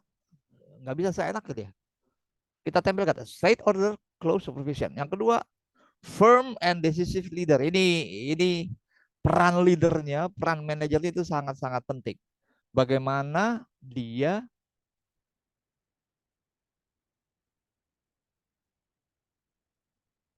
bisa mengendalikan anak ini. Emang sedih sih kalau kalau ada anak buah kita yang seperti ini. Sedih, sedih banget, benar sumpah, sedih banget. Gimana? Satu sedih, yang kedua kesel. Keselnya kenapa? Karena ini biasanya menghambat produktivitas, betul? Tapi kita nggak bisa memecat dia semena-mena ya nggak? Nggak bisa. Itu kan nanti kita dimarahin sama Depnaker gitu. Tapi kalau nggak, mereka ngelama, mereka ngelunjak gitu. Mereka ngelunjak kadang-kadang. Jadi kita harus mau nggak mau harus straight order, close supervision, firm and decisive leader. Firm and decisive leader itu apa ya? Bahasa bahasa Indonesia apa ya? Firm and decisive. Tegas. Tegas lah udah. Sama orang-orang ini tegas, nggak bisa didiemin, nggak bisa diapa ya mau nggak mau. Walaupun energi kita akan terkuras banyak, tapi ya that is your responsibility. Ya, set clear rules dan explain consequences. Kalau lu nggak begini ya mohon maaf. Berdasarkan peraturan perusahaan, Anda harus ina inu, ina inu, ina inu. Set clear rules and explain consequences. Lu mau maju nggak? Lu mau berubah nggak? Kalau nggak berubah ya mohon maaf gitu ya. Dan biasanya mereka tuh pengennya dipecat, ya nggak? Pengennya dipecat supaya apa? Supaya dapat pesangon gitu. Ya kayak gitulah. Ya ya gimana ya? Kesel, emang kesel banget. Apa? Udah apa namanya kontraproduktif dan kadang-kadang tuh dia bisa mempengaruhi orang lain. Kadang-kadang dia ngomong sana, ngomong sini, Dan kurang ajarnya tuh dia punya pengaruh yang luar biasa tuh kadang-kadang gitu. Iya, tapi ya gimana? Tapi kita harus once again, kita harus sebagai manajernya harus harus melihat. Berkali-kali saya bilang manajer ya, karena apa? Karena yang bertugas untuk mengembangkan SDM itu bukan HR, manajer. Iya dong. HR cuma memberi arahan saja atau memberi apa? Batas-batasnya, memberi garis-garisnya, tetapi yang berperan langsung itu adalah manajer masing-masing. Once again, untuk di alerts, sebut saja demikian, straight order, perintah, kemudian awasi dekat-dekat. Ya. Kalau perlu tiap 2 jam periksa, ya gimana? Tiap 2 jam dicek, tiap 2 jam cek. Kemudian firm and decisive, tegas. Dan yang ketiga, set clear rules. Mudah-mudahan dengan demikian dia menjadi defense atau paling enggak menjadi the pragmatis lah gitu ya. Bisa nggak jadi the star? Bisa kalau ada keajaiban. Kalau ada keajaiban, bisa, bisa, bisa. Sebagai seorang manajer yang growth mindset, insya Allah bisa. Kalau kita bisa apa namanya memegang mereka. Ya. So, Bapak Ibu sekalian, ya ini awalnya kita begitu ya. Kita punya sebagian orang yang star, sebagian orang yang pragmatis, sebagian orang yang fans, dan juga 1-2 orang, mudah-mudahan ya cuma 1-2 orang yang bermasalah di alert.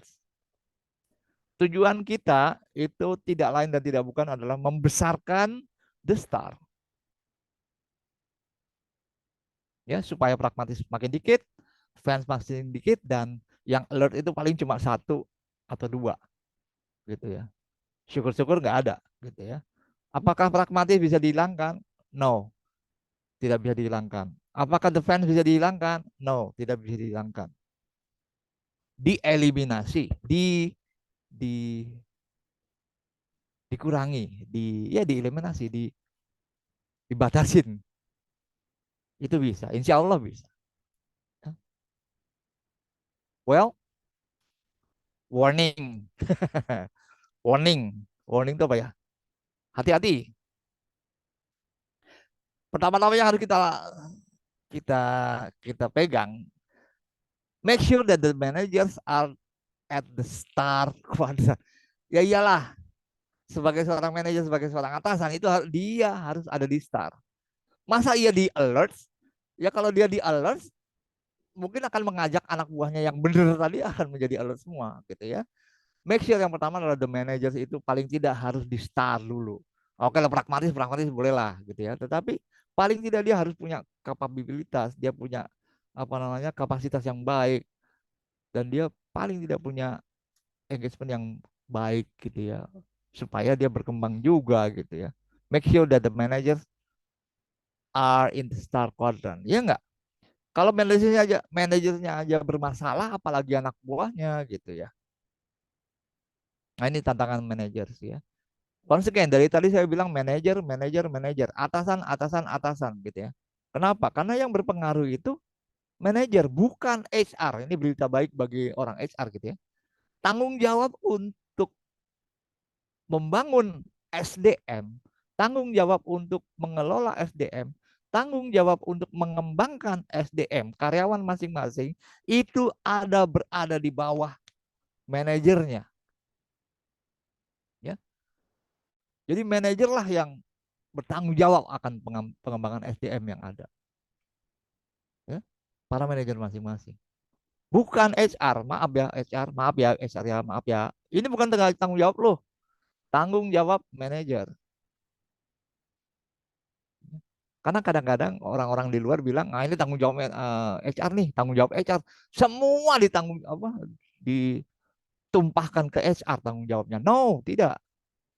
Ada banyak hal yang itu bukan merupakan tanggung jawab HR. Yang bertanggung jawab utama adalah manajer masing-masing.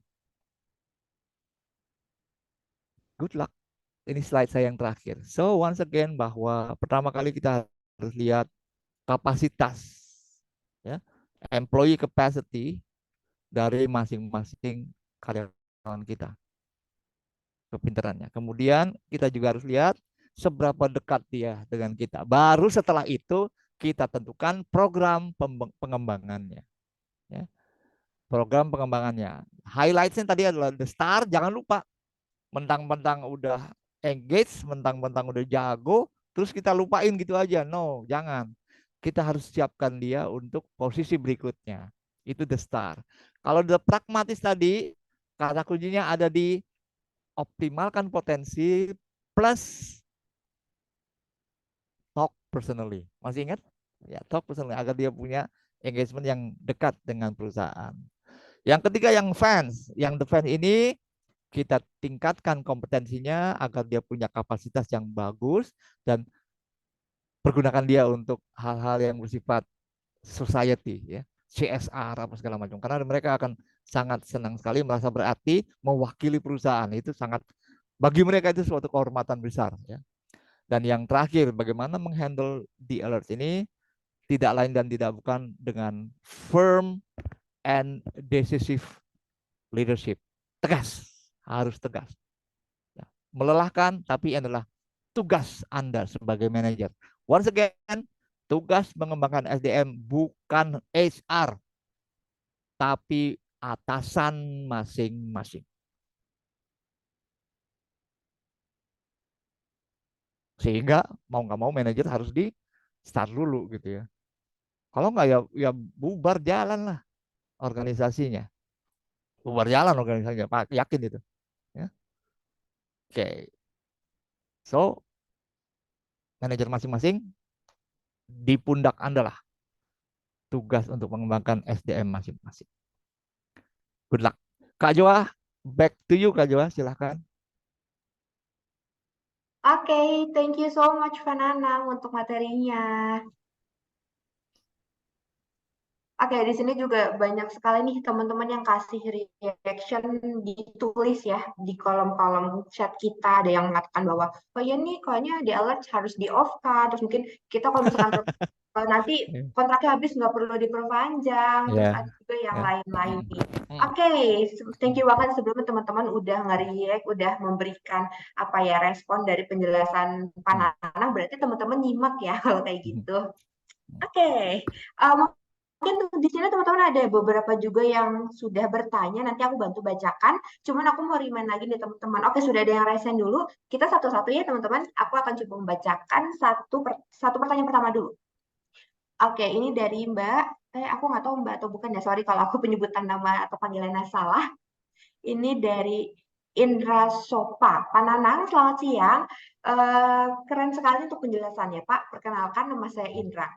Izin bertanya, apakah personal growth ini bagian dari learning agility dan bagaimana cara memetakan atau mengetahui karyawan kita termasuk dalam personal growth? Ya. Boleh, silakan Pak Nanang. Oh, pertanyaan bagus sekali. Ada tulisan learning agility. Yes, indeed. Capacity itu adalah ya, learning agility. Bagaimana kemampuan dia untuk belajar. Yes, indeed. Karena banyak orang yang pintar tapi kemampuan belajarnya rendah. Tapi ada juga orang yang belum pintar tapi kemampuan belajarnya sangat tinggi. Yes, ini adalah learning agility. Pertanyaan bagus yang kedua, bahwa bagaimana caranya, apa tadi Kak? Maaf, bagaimana caranya untuk mengetahui? Ya, bagaimana caranya untuk mengetahui karyawan kita Ya, sebenarnya masuk ke ya, dalam ya, kategori personal growth? betul. Eh, ini pertanyaan bagus. Salah satu caranya adalah begini. Saya bukan ahli psikologi ya. Ini kan kalau nggak salah saya dengar psikologi, orang psikologi tahu apa seseorang itu mempunyai kapasitas yang atau eh, capacity growth yang bagus atau tidak.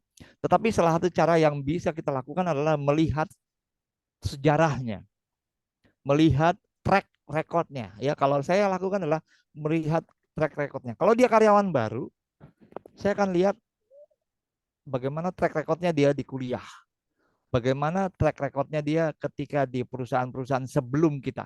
Ya, dari situ bisa kelihatan apakah dia seorang yang cepat belajar, punya learning agility yang bagus atau tidak. Gitu ya.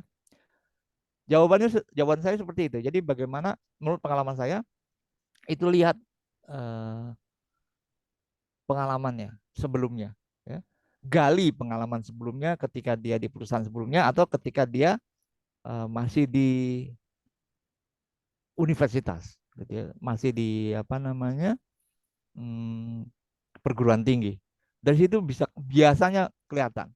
Selain memang ada tools-tools lain yang bisa kita lakukan untuk melihat kapasitas learning agility dari seseorang gitu ya. Sekali lagi, ini bukan masalah ada atau tidak. Ini masalah cepat atau lambat itu aja ya.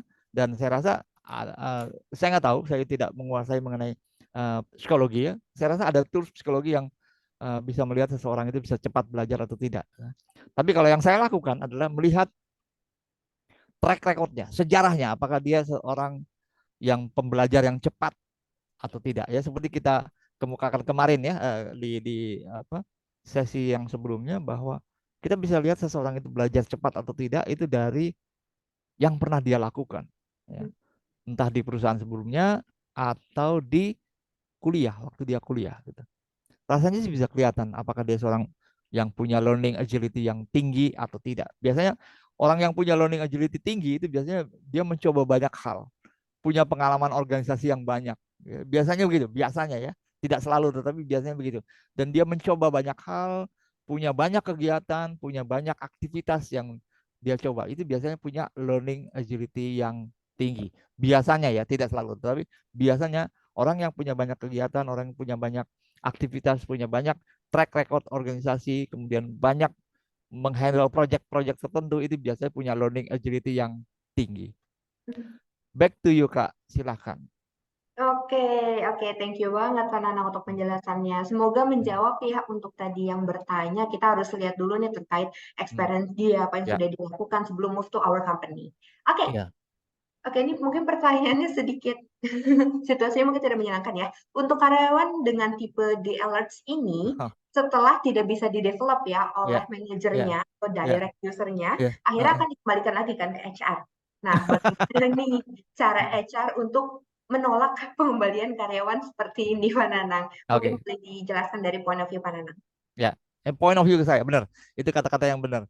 Point of view saya ya. Saya sebagai praktisi bagaimana? Saya tidak akan menolak ya. Kalau misalnya anak ini tidak bisa dikembangkan atau tidak ada perubahan ya. Biasanya di proses perusahaan kami begini, ada masa 3 bulan yang namanya PIP, personal apa gitu istilahnya. Jadi, tapi intinya adalah selama 3 bulan ini adalah masa evaluasi yang betul-betul. People Improvement Program namanya, PIP ya, People Improvement Program. Kalau selama 3 bulan ini dia gagal, ya mau nggak mau kita harus keluarkan dia. Ya. Jadi, tapi sebelum mengeluarkan kita harus melakukan sesuatu ya. Um, Melakukan sesuatu dalam hal adalah bahwa kita melakukan upaya untuk improvement dia dan itu tertulis dan disetujui tiga belah pihak, atasannya, karyawannya, dan disaksikan oleh HR-nya gitu ya. Jadi disepakati dulu secara profesional. Oke ya, 3 bulan ke depan kamu harus bisa A, B, C, D. Mesti bisa mendeliver F, G, H, I. Jelas gitu ya. Kalau selama 3 bulan itu dia tidak berhasil memenuhi itu semua, ya sorry guys, ini udah sesuai kesepakatan kita, ya kita putuskan hubungannya gitu. Daripada nanti menggerokoti terus gitu ya. Dan jangan lupa ini kadang-kadang kan sebetulnya sih gampang aja PHK, tetapi kadang-kadang perusahaan itu kan mikir pesangonnya kan, ya nggak? Betul. Saya tidak ada pilihan bahwa itulah peraturan. Mau nggak mau kita harus tetapkan pesangon sesuai aturan pemerintah. Gitu ya. Terus ada juga apa namanya, bukan bisik-bisik ya, taktik-taktik orang yang pernah saya dengar, yaitu gini, dia dipindah ke departemen atau dipindah ke bagian yang tidak favorable. Contoh gampang, dia tinggalnya di Jakarta misalnya, terus dia dipindah ke tempat yang jauh gitu. Dia dipindahkan ke tempat yang jauh gitu ya. Sehingga mau nggak mau dia akan mikir gitu ya. Itu ada yang pakai teknik itu, tetapi once again saya tidak menyarankan teknik ini. Kenapa? Karena kalau kita pindahkan dia, itu berarti kita memindahkan masalah kan, iya nggak? Yang mulanya masalahnya di Jakarta, kemudian karena kita pindahkan ke tempat yang jauh, justru dia akan berbuat ulah di tempat yang jauh itu, gitu kan?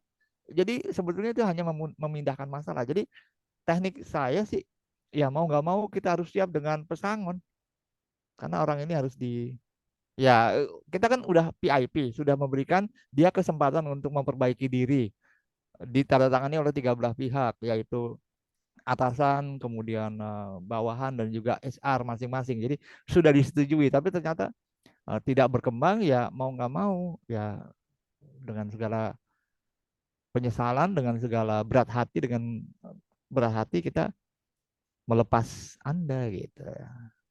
Gitu kira-kira Kak. Ya, itu kalau pendekatan kami. Sekali lagi ada yang bilang dipojokkan apa? Yang pertama ada yang dipindah ke tempat yang jauh gitu ya. Satu, ada juga dikucilkan dalam arti dia tidak nggak dianggap gitu, nggak dikasih kerjaan, nggak dikasih apa gitu. Kalau itu pun juga nggak sehat gitu ya. Kalau nggak dikasih kerjaan mendingan dikeluarin aja gitu loh. Ada juga yang jadi dipojokkan gitu. Ada juga dipindahkan ke departemen yang memang bukan bukan kompetensi dia, bukan keahlian dia gitu. Ada yang begitu. Atau dipindahkan ke departemen yang nggak enak dan seterusnya dan seterusnya. Tapi sekali lagi, kalau kita memindahkan hal itu, berarti kita memindahkan masalah gitu. Kita harus hadapi masalah dia itu. Kalau dia nggak bisa berkembang, ya ya mohon maaf, harus PHK. Menurut saya begitu. Tapi kembali, kadang-kadang perusahaan itu males, bukan males, agak reluctant kalau aduh nih anak alert tapi dapat pesangon gede gitu, kadang-kadang nggak rela gitu ya kan, ya tapi ya itulah aturannya begitu, peraturannya kan begitu. Ini orang nggak perform tapi kok pesangonnya gede banget ya, ya aturannya begitu, ya kita kan harus taat dengan peraturan gitu ya. Gitu kira-kira. Untuk yang lain saya no comment ya, mesti memindahkan dia ke tempat yang jauh gitu ya. Misalnya nih maaf, dia tinggal di Jakarta kemudian dipindahkan ke Sorong misalnya kan, itu saya kok tidak menyarankan itu. Kenapa? Karena itu akan memindahkan masalah dari satu tempat ke tempat yang lain gitu ya. Begitu kira-kira. Jadi satu hal adalah hadapi, kemudian berikan dia kesempatan untuk berkembang, sepakati ya face to face ya apa namanya, tiga belah pihak, atasan, dianya, dan juga apa namanya HR, namanya PIP, People Improvement Program gitu. Jadi kalau udah masuk PIP itu memang udah berat harusnya gitu. Istilahnya udah masuk apa ya? Udah masuk kawah Chandra di muka yang panas itu ya, apa namanya? PIP gitu. Itu komentar saya, Kak. Itu komentar saya. Oke, terima kasih Pak Nanang untuk Ya. penjelasannya. Oke, Ya sebenarnya ini sekali lagi ya, ini bukan hal yang mudah. Sekali lagi ya, saya mengerti ini bukan hal yang mudah gitu. Karena ini masalah masalah sumber daya manusia. Apalagi kalau ingat dia punya anak, dia punya istri, gimana ya. Tapi ya ya gimana, dia sendiri nggak mau berkembang ya, masa masa kita yang mesti ini gitu ya. Jadi semua kembali ke oknumnya sebetulnya. Gitu, back to you Kak Joana, sorry. Oke, thank you Pak Nanang. Oke, mungkin ini memang real situation Mas Billy ya, karena ada tambahan gitu ya terkait bahwa sudah dilakukannya PIP, terus akhirnya harus ada tough decision seperti PHK gitu ya. Sebenarnya, again, ketika kita menjadi seorang HR juga kita harus memposisikan diri dari segi perusahaan dan manusia gitu ya Mas ya. Jadi mungkin kita harus lihat nih, oh oke kasihan, tapi mungkin kita balik lagi, mungkin perusahaan akan rugi nih kalau kita akan terus mempertahankan. Nah mungkin untuk si PHK ini bisa menjadi pilihan terakhir dengan berbagai usaha yang sudah kita lakukan dari pihak manajer langsung atau dari HR-nya. Oke, terima kasih ya Mas Billy untuk pertanyaannya. Thank you juga Pak Nanang untuk jawabannya. Oke, masih ada pertanyaan lagi dari Mbak Arista Yolanda. Bagaimana cara membangun engagement pada karyawan? Mungkin boleh diceritakan nih dari pengalaman Pak Nanang, engagement apa saja sih yang mungkin dilakukan dan works untuk karyawannya Pak Nanang? Ya, ini pertanyaan yang bagus juga ya. Saya punya sesi khusus mengenai ini nih, mengenai bagaimana membangun engagement ya. Dengan format yang kurang lebih sama. Kita harus petakan dulu ya, seberapa pinter dia, maaf, seberapa kompeten dia, dan juga seberapa engagementnya gitu ya. Kenapa? Karena misalnya nih, program engagementnya adalah ngopi bersama manajemen gitu ya, setiap sebulan sekali gitu ya. Itu belum tentu membangun engagement, karena ada beberapa orang yang tidak suka begitu-begituan gitu ya. Jadi membangun engagement itu sekali lagi harus person by person. Ya. Kalau saya punya anak buah 7 orang gitu ya, kalau saya punya anak buah 7 orang, maka saya akan memperlakukan idealnya 7 orang itu beda-beda, gitu ya. Kenapa gini? Misalnya mau membangun engagement itu, oke, kita outing rame-rame berdelapan dengan saya dan jadi outing rame-rame ke Jakarta Fair misalnya gitu. Believe it or not, nggak semuanya seneng loh digituin. Atau oke, yuk kita ngopi sama-sama ke Starbucks gitu ya. Berdelapan kita ke Starbucks untuk mempererat engagement gitu. Once again, nggak semuanya seneng ngopi loh. Masing-masing punya cara beda gitu ya. Ada yang seneng ngopi, ada yang seneng ngobrol berdua, ada yang seneng didatengin, ya didatengin ke rumahnya gitu. Ada yang begitu, ada seneng didatengin. Tapi ada juga yang nggak suka didatengin ke rumahnya gitu. Hai, sorry ya, gua akan memisahkan antara profesional dan personal ya. Kalau sampai lu datang ke rumah gua, aduh, nah, ada yang begitu. Hah, saya kaget, kaget saya gitu. Jadi untuk membangun engagement itu, once again, idealnya adalah setiap orang beda-beda gitu ya. Um, tapi ada banyak pendekatan-pendekatan yang berlaku umum ya. Salah satunya adalah akui eksistensi yang bersangkutan. Itu menurut saya jurus employee engagement yang paling ampuh. Kalau Anda belajar segitiga Maslow, ini makanan makanan pokoknya segitiga Maslow nih. Yang paling atas kan apa Kak? Apa namanya? Self esteem. Oh, oke. Itu adalah satu hal yang menurut saya sangat ampuh untuk mendekatkan perusahaan pada yang bersangkutan. Jadi berikan kesempatan yang bersangkutan, berikan employee, berikan SDM itu merasa berarti di perusahaan tersebut, merasa punya arti di perusahaan tersebut, self esteemnya terpelihara dengan baik di perusahaan tersebut. Entah itu pengakuan akan hasil kerjanya, entah itu ada employee of the month, employee of the year, atau memberikan penghargaan pada employee yang sudah berkarya selama 5 tahun dan seterusnya gitu ya. Bahkan saya lihat di beberapa perusahaan itu ada banyak hadiah loh bagi mereka yang sudah bekerja tertentu gitu. Ada ya award itu, ada ABCD award, ada above and beyond, uh, talent and duty gitu kayak gitu lah, above and ABCD award. Pokoknya dia melakukan sesuatu yang berarti bagi perusahaan itu ada awardnya dan awardnya itu ada duitnya gitu ya. Bener ada duitnya ada tapi emang ini emang perlu dana khusus gitu ya.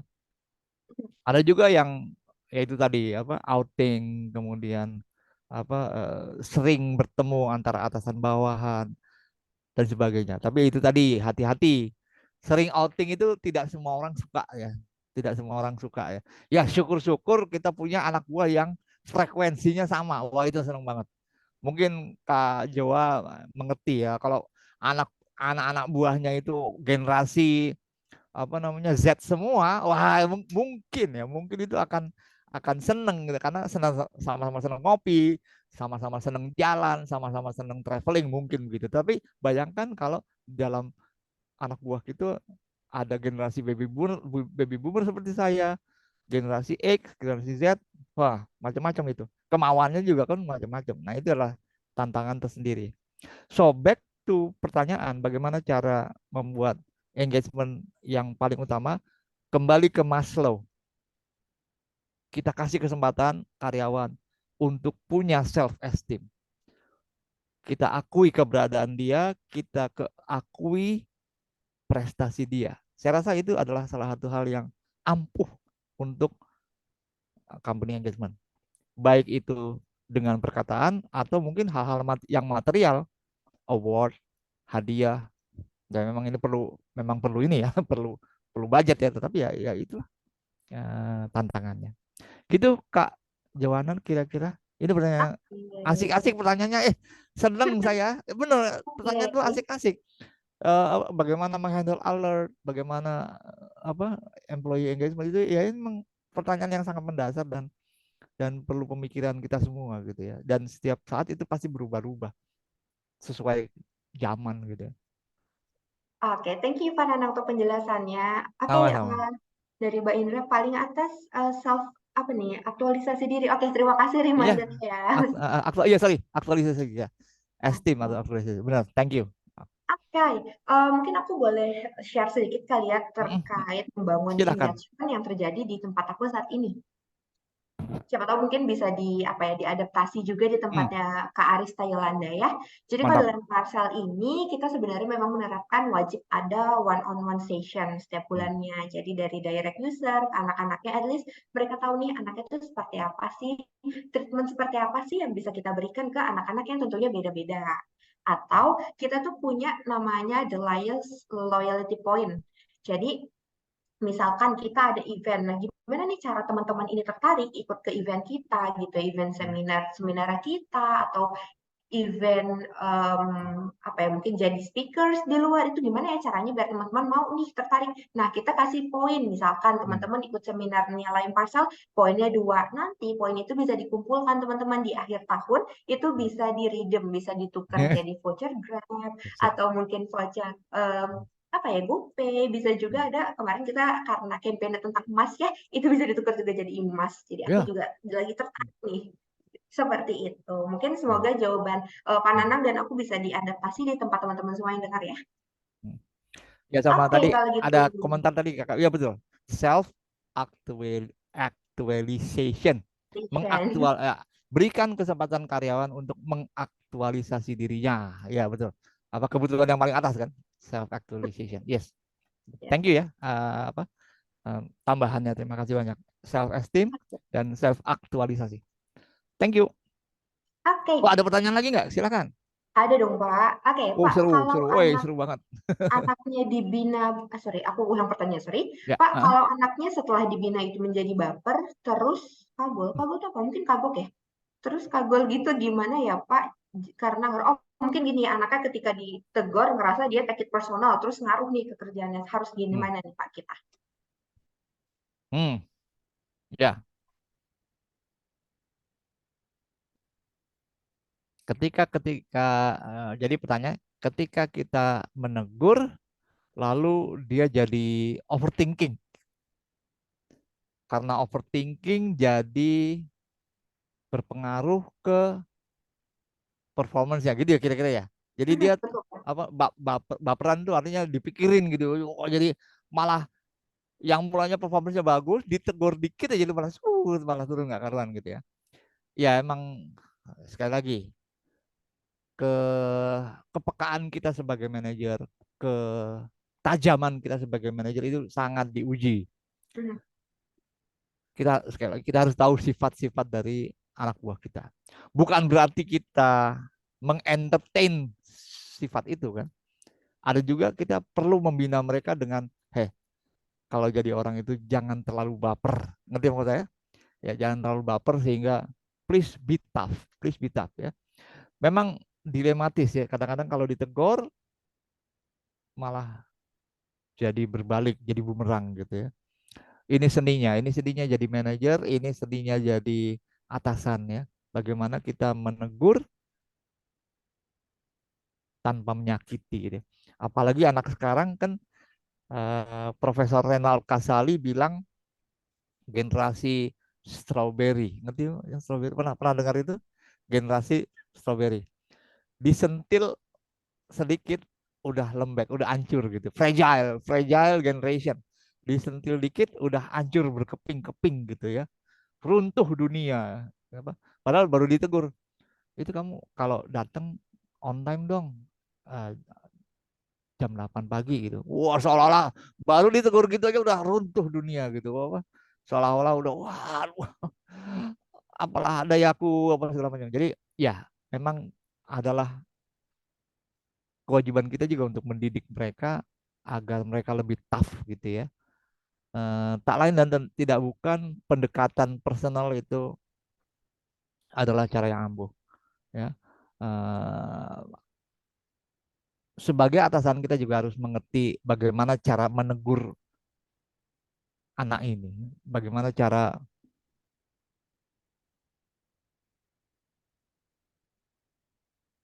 memperingatkan seseorang gitu ya. Karena jangan sampai efeknya malah jadi bumerang gitu ya. Jangan sampai. Ya, tidak semudah saya bicara. Sekali lagi tidak semudah saya bicara. Karena apa? Karena manusia itu makhluk yang unik. Ya Kak ya, kalau nggak salah gitu. Nggak ada yang sama kan. Manusia itu katanya nggak ada yang sama. Apa namanya? Sifatnya beda-beda. Jadi pendekatannya juga tidak bisa disamakan antara satu karyawan dengan karyawan yang lain. Semoga sih tidak menjadi tidak menjadi bumerang ya. Ya, semoga mereka semakin terbiasa ditegur ya, semakin terbiasa ditegur sehingga mereka tidak perlu baperan lagi gitu karena itu adalah hal yang biasa. Itu yang satu. Yang kedua, eh, Anda juga jangan menegur dia aja, menegur yang lain juga kan. Nah, biar dia tahu bahwa oh, bukan gua aja kok, yang lain juga ditegur gitu ya. Nah, jadi ada hal-hal gitu. Jadi jangan sampai dia merasa bahwa dia sendiri yang ditegur karena Anda menegur dengan adil ke semua yang melakukan dalam tanda kutip kesalahan, yang melakukan hal yang kurang pas ya Anda menegur semuanya. Jadi jangan sampai hanya dia terus yang ditegur.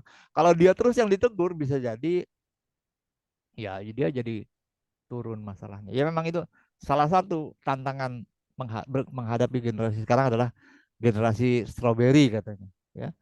Generasi yang lembek apa namanya yang kurang tough gitu ya. Yang dikit-dikit healing, dikit-dikit healing, dikit-dikit toxic, dikit-dikit toxic gitu. Tapi ya nggak apa-apa lah. Itu tantangan kita bagaimana mengubah hal itu semua gitu ya. Saya yakin itu proses pendewasaan diri, mendewasakan mereka dan juga mendewasakan kita sebagai atasan. Sekali lagi saya nggak bilang HR ya, karena sekali lagi mendevelop, membangun SDM itu adalah tugas manajer masing-masing, atasan masing-masing. Termasuk Anda orang HR. Ya, kalau orang HR kan punya staff HR juga kan, manajer HR, supervisor HR punya staff juga kan. Ya, staff ini juga tanggung jawab kita untuk mendevelopnya. Gitu. Back to you Kak Joanna. Mudah-mudahan menjawab ya. Yes, thank you Pak Nanang. Oke, mungkin Sama-sama. bolehlah ya kita juga tantangan kita sebagai Ya, menghadapi ya adanya namanya generation gap kali ya, perlakuan yang banyak berbeda seperti ya. itu. Ya, Nah, mungkin aku boleh kasih tips sedikit kali ya Pak dari aku. silakan banget, silakan banget. Oke, ini juga biar anaknya nggak cuma ngerasa ditegur gitu ya, tapi ngerasa diperhatikan. Mungkin boleh tegurnya by data. Misalkan kita ada data absensinya ada telat gitu ya beberapa hari. Ini loh dari sistem kita menunjukkan kamu telat. Kamu lagi ada apa ya? Jadi atau ada masalah apa? Mungkin boleh share ke kita. Jadi anak itu nggak cuma ngerasa disalahin gitu sih. Karena aku juga kalau misalkan kita ditegur tanpa ada apa-apa kan rasanya kayak, aduh apa nih salah Ya, apa nih? Gitu. Oke, mungkin dari teman-teman nih ada yang masih mau bertanya, boleh banget silakan yuk. Pak Danang masih open banget nih untuk atau pertanyaan. Kak Joan mau tanya. Mau, aku mau sebenarnya aku lain dulu. Atau ke teman-teman yang lain dulu ya, coba ya.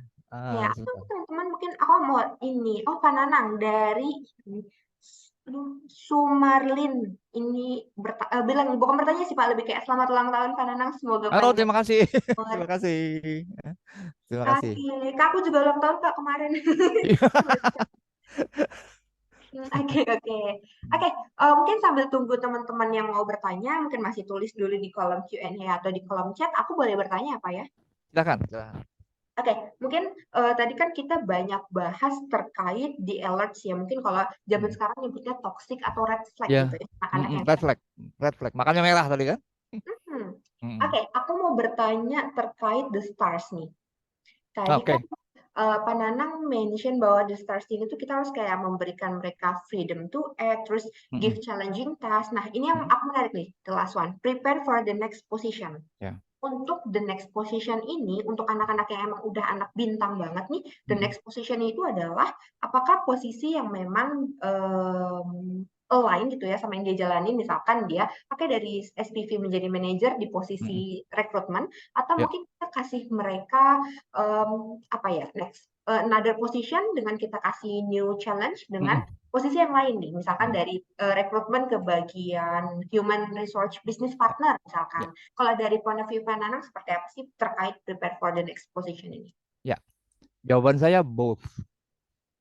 Anything that prepare prepare him atau prepare her to set to the next position. Memang idealnya adalah next position dalam arti uh, apa namanya kenaikan jabatan. Memang idealnya begitu. Tetapi kan tidak selamanya organisasi menyediakan tempat untuk itu gitu ya. Siapa tahu di atas-atasnya masih penuh, jadi dia tidak dalam tanda kutip belum siap untuk dipromosi ya. Memang idealnya prepare for the next position adalah untuk posisi yang di atasnya ya. Jadi dari supervisor ke manager misalnya atau dari staff ke supervisor. However, di perusahaan-perusahaan yang besar, next position juga bisa berarti rotasi. Rotasi untuk mempelajari misalnya untuk orang HR tuh pertama dia staff recruitment gitu. Kemudian dirotasi dia ke staff IR misalnya atau staff IR itu apa namanya industrial relation Relation. atau mungkin dia dirotasi yang awalnya ke rekrutmen ke bagian remunerasi itu juga bisa. Jadi kenapa Kak begitu? Karena untuk menjadi supervisor HR itu kan dia harus tahu remunerasi, dia harus tahu rekrutmen, dia harus tahu IR dan sebagainya. Intinya adalah mempersiapkan diri agar dia tidak di situ-situ aja. Hmm. Karena the star itu kecenderungannya kalau dia monoton begitu-begitu terus, setahun 2 tahun dia bosen dan akan anak-anak pintar kan gitu. Anak-anak pintar tuh begitu, anak-anak pintar jago apa segala macam. Kalau dia merasa mentok, kok gini-gini aja, itu dia siap-siap deh kita untuk mengadakan pesta perpisahan dengan dia karena dia akan resign gitu ya. Back to your question, idealnya next position adalah posisi di atasnya. Idealnya. However, untuk mencapai posisi di atasnya kadang-kadang perlu mempelajari cabang yang lainnya. Contohnya tadi kalau dia sekarang adalah staff recruitment, next position kita coba dia di staff remuneration gitu ya. Kemudian nanti rotasi ada ke staff IR dan sebagainya gitu. Kalau perusahaannya besar itu biasanya dirotasi gitu Kak. Kalau perusahaannya besar dirotasi dan itu semakin cepat semakin baik gitu ya. Artinya dia siap untuk jadi supervisor HR yang mengepalai semuanya. Ada SA, ada IR, HRIS, ada rekrutmen, ada training and development dan sebagainya gitu ya. Kayak gitu jawaban saya Pak. Idealnya memang ke atasnya karena kan ya namanya manusia yang dibutuhkan adalah eh, pengembangan karir. Yes. Pengembangan karir tentu saja disertai dengan pengembangan dompet gitu ya. Jadi eh, ya kita nggak menafikan hal itu, nggak menafikan hal itu bahwa eh, mereka butuh perbaikan dompet juga gitu. Jadi idealnya memang ke atas, idealnya ya. Tapi tidak tertutup kemungkinan di rotasi ke jenis pekerjaan yang lain. Alright. Ya, ya itu jawaban saya ya. Tapi ini tidak sekali lagi tidak semudah saya bicara, apalagi perusahaan yang kecil atau yang menengah gitu ya. Karena kan kursinya kan terbatas gitu ya. Nah inilah tantangannya bagaimana. Intinya apa? Jangan sampai dia bosan. Dah. Intinya itu, jangan sampai dia bosen di perusahaan di posisi itu atau jangan sampai dia merasa stuck. Stuck itu apa ya? Stuck STUCK. Ya. Jangan sampai dia merasa mentok. Baca. Jangan sampai merasa, karena sayang-sayang The Star ini harus kita pergunakan untuk tanggung jawab yang lebih besar gitu. Kalau kita punya banyak The Star gimana Pak? Bagus. Kita suruh mereka beradu bagus-bagus artinya kan. Kalau semakin semakin banyak starnya akan semakin bagus karena mereka pasti akan berlomba-lomba dan itu menyenangkan itu. Kalau kalau udah punya star banyak itu menyenangkan banget. Kita tinggal nonton aja si A sama si B ini lagi apa? Balapan bikin inovasi gitu. Seneng kita.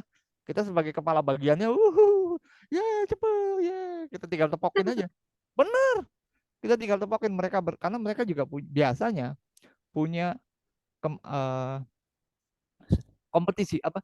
Punya hasrat untuk berkompetisi, tahu nggak?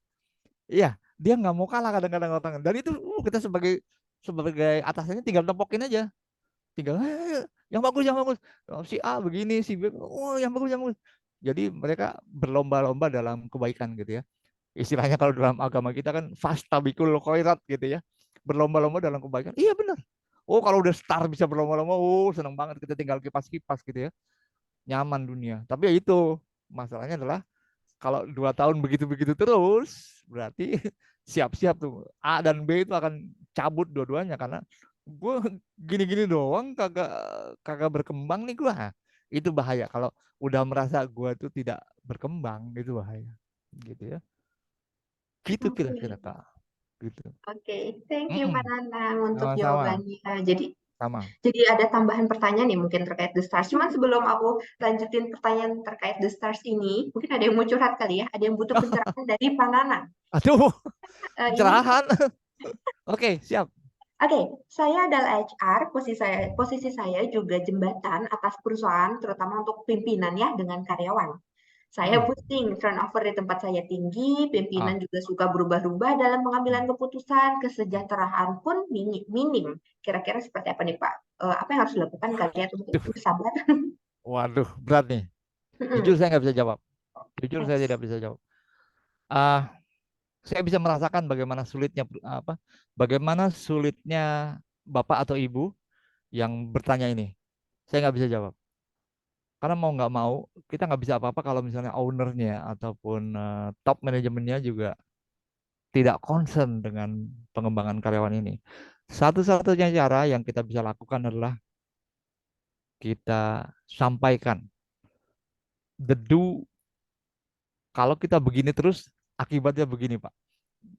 Kita harus begini, begini, begini, begini. Jadi ya memang tidak semudah itu. Jadi kita harus bicara baik-baik dengan top manajemennya. Demi demi perusahaan itu juga kan. Demi perusahaan itu juga kan. Jadi um, tidak lain dan tidak bukan, jadilah jembatan yang baik gitu ya. Jadilah jembatan yang baik, yang kuat. Itu yang penting, jembatan yang kuat ya, untuk bicara kepada top manajemen yang diperlukan ini. Saya tidak tahu kondisi aslinya seperti apa sehingga saya tidak bisa memberikan uh, suggestion yang tepat gitu ya. Karena masing-masing, sekali lagi, masing-masing perusahaan kan berbeda-beda. Saya juga tidak tahu sifat dari ownernya seperti apa. Saya juga tidak tahu apa namanya, bagaimana cara masuk ke owner tersebut gitu ya. Tapi yakin, saya kalau jadi bapak atau ibu itu juga pusing. Saya ada di tengah-tengah, ya kan? Membela kepentingan karyawan, tapi juga owner maunya begini gitu. Yang mana biasanya dua hal itu bertentangan kadang-kadang. Kak Juana mungkin punya pendapat tentang hal ini. Oke, kaget aku. Oke, pertama pasti kita juga akan pusing kali ya Pak ya dalam menghadapi Ya, situasi di mana ya. ya masih banyak masalah, turnover tinggi, Hmm, kemudian hmm, juga kesejahteraan minim. Kasarnya apa hmm, sih yang bisa kita berikan ke perusahaan ini, ke anak-anak hmm, ini biar dia tetap stay gitu ya di company hmm, kita. Ya mungkin again sih mungkin kita akan bisa memberikan terkait aktualisasi diri mereka atau self esteem gitu ya. Kita mungkin hmm, akan memberikan banyak-banyak masukan atau mungkin kita apresiasi every little things gitu ya yang mereka kerjakan. Kayak kamu terima kasih ya kamu sudah bekerja sama dengan hmm. kita dengan baik, mungkin kita belum memberikan benefit yang baik di sini gitu Ya, ya. Cuman kita usahakan nantinya semoga ke depannya mungkin ada kebaikan terkait benefitnya atau mungkin nanti atasannya mungkin boleh kalau mau hmm, diajak one on one session nanti mungkin ada hmm, tes untuk improvement dari atasannya karena kan terkait decision making ini penting banget ya Pak apalagi di ya, atasan gitu ya. ya. Nah mungkin aja nanti dari company maulah sedikit membiayai agar para si pimpinan-pimpinan ini mungkin dalam pembuatan keputusannya juga bisa lebih stabil tidak Hmm. berubah-ubah. Ya. Once again, itu tidak semudah yang kita omongkan. Benar. Eh, Turnover tinggi itu tentunya kita harus tahu dulu apa namanya, mereka kenapa ini, duitnya kah atau suasana kerjanya kah. Eh, Kalau itu perkara duit ya mohon maaf ya, tak lain dan tak lain dan tidak bukan, compensation and benefitnya juga harus diperbarui gitu ya. Tapi kalau itu masalah yang lain, masalah budaya kerja, masalah apa ya Kak, toksik atau apa ya, itu lain soal ya. Tetapi kalau turnover tinggi, saya tidak tahu penelitian terakhir bagaimana, karena biasanya turnover tinggi itu karena budaya kerja yang tidak baik biasanya ya. Turnover tinggi itu karena budaya kerja yang tidak baik. Umumnya persentase tertinggi karena budaya kerja yang tidak baik. Jadi mungkin mulai dari situ dulu kali ya. Nah, celakanya budaya kerja itu asalnya dari kelakuan top manajemen. Jadi mau nggak mau top manajemen harus mencontohkan perilaku yang baik juga gitu. Ya, seperti saya katakan tadi kan, ya first thing first, the manager should be on the stars quadrant ya, harus ada di kuadran star juga gitu ya, awalnya gitu ya. Kalau di kuadran yang lain emang sulit gitu ya. Mungkin tak lain dan tak bukan, kita lihat sebabnya kenapa turnover tinggi, kemudian bicarakan kepada top manajemen. Dan biasanya top manajemen tuh tutup mata biasanya. Biasanya ya, saya juga kurang tahu, tapi ya itulah apa, bagaimana kepiawaian kita untuk membuka bahwa bos, ini penyebabnya itu begini. Kalau begini terus akibatnya akan begini begini begini begini. Selebihnya terserah mereka untuk ya karena mereka yang itu ya, mereka yang mendirect kan, mereka yang mendirect. Kita hanya melakukan tugas kita sebagai HR yang bisa melihat permasalahan yang ada gitu ya. Gitu sih kalau kalau misalnya emang saya ikut prihatin nih kalau kalau kalau begitu ya. Saya ikut prihatin benar. Kalau itu yang terjadi gitu ya. Gitu Kak. Oke, ya semoga tadi jawaban dari Pak Nanang Hmm. membantu ya untuk Mas atau Kakak yang tadi sempat bertanya. Oke, mungkin aku mau move to another question. Selamat, salam kenal, saya Rozak Pak Nanang. Mungkin Hmm. apakah ada batasan waktu untuk memutuskan karyawan star bisa kita kasih kepercayaan baru, misalnya Oke. seperti next position? Karena Hmm. biasanya yang cepat akan ada ketidaksepemahaman dengan rekan-rekan yang sudah lama atau Ya, mungkin belum ada peningkatan. ya, Mungkin waktu yang sesuai kali ya Pak ya. untuk si Hmm. next position ini. Mungkin Ya. Pak boleh silakan. Tidak ada batasan yang cepat. Tetapi saya mengerti ada tantangan memang. Dia baru masuk jadi supervisor, baru setahun udah naik lagi gitu ya. Ya itulah kenyataannya. Life is competition ya. Eh, tapi saya yakin kalau kita benar memilih the star ini, kalau kita yakin benar memilih seseorang untuk dipromosikan, dia akan membuktikan pada teman-teman yang lain bahwa dia layak naik duluan. Ngerti maksudnya? Dia sendiri yang akan membuktikan bahwa dialah yang naik duluan. Nggak usah jauh-jauh Kak, nggak usah jauh-jauh. Saya kan jabatan terakhir adalah marketing training ya. Saya juga harus ikhlas. Seorang trainee saya, 2, 3, 4 orang trainee saya, dalam waktu yang sangat singkat, jabatannya lebih tinggi dari saya. Ngerti maksudnya? Saya kan trainernya, saya kan gurunya gitu, istilahnya gitu ya. Saya kan gurunya. Tapi murid saya yang baru setahun, 2 tahun, 3 tahun masuk, tiba-tiba saja pangkatnya lebih tinggi dari saya. Tapi dia membuktikan bahwa dia layak untuk berpangkat lebih tinggi dari saya. Itu tantangannya. Jadi saya yakin kalau kita pintar memilih orang yang akan kita naikkan, dia sendiri yang akan memberi bukti pada kawan-kawan yang lainnya bahwa ya, dia memang layak untuk naik. Jadi jujur itu tidak tidak ada batasan waktunya ya. Yang penting adalah berikan kesempatan untuk yang bersangkutan membuktikan bahwa dia layak untuk dipromosikan. Berikan kesempatan pada yang bersangkutan, pada satu star ini, the real star ini, untuk membuktikan bahwa dia layak untuk dipromosikan. Ya, ini tidak semudah saya ngomong, tapi ini kejadian bahwa satu batch misalnya kan direkrut ada 10 orang gitu ya. Yang 9 orang itu harus ikhlas bahwa suatu saat nanti ada satu orang yang akan mengepalahi mereka semua gitu. Ngerti maksud saya? Jadi harus ada yang kita semua harus sadar bahwa cepat atau lambat seseorang akan lebih tinggi jabatannya dari kita walaupun awalnya sama-sama gitu ya. Kembali ke pertanyaannya, biarkan The Star itu membuktikan bahwa dia layak untuk dipromosikan. Biasanya The Star juga punya perilaku yang baik gitu ya, sehingga orang jadi percaya oh ya memang pantas dia, jadi dia orangnya biasanya nggak sombong, perilakunya bagus, apa namanya menghormati semua orang. Jadi yakin sama saya, dia pasti akan meredam meredam kata-kata orang di sekelilingnya kiri kanannya bahwa oh, baru 1 tahun kok udah dinaikin, oh, baru 2 tahun udah naik, gua yang 5 tahun gini-gini aja ya, ya lu begitu gitu ya. Jadi don't worry, jangan khawatir.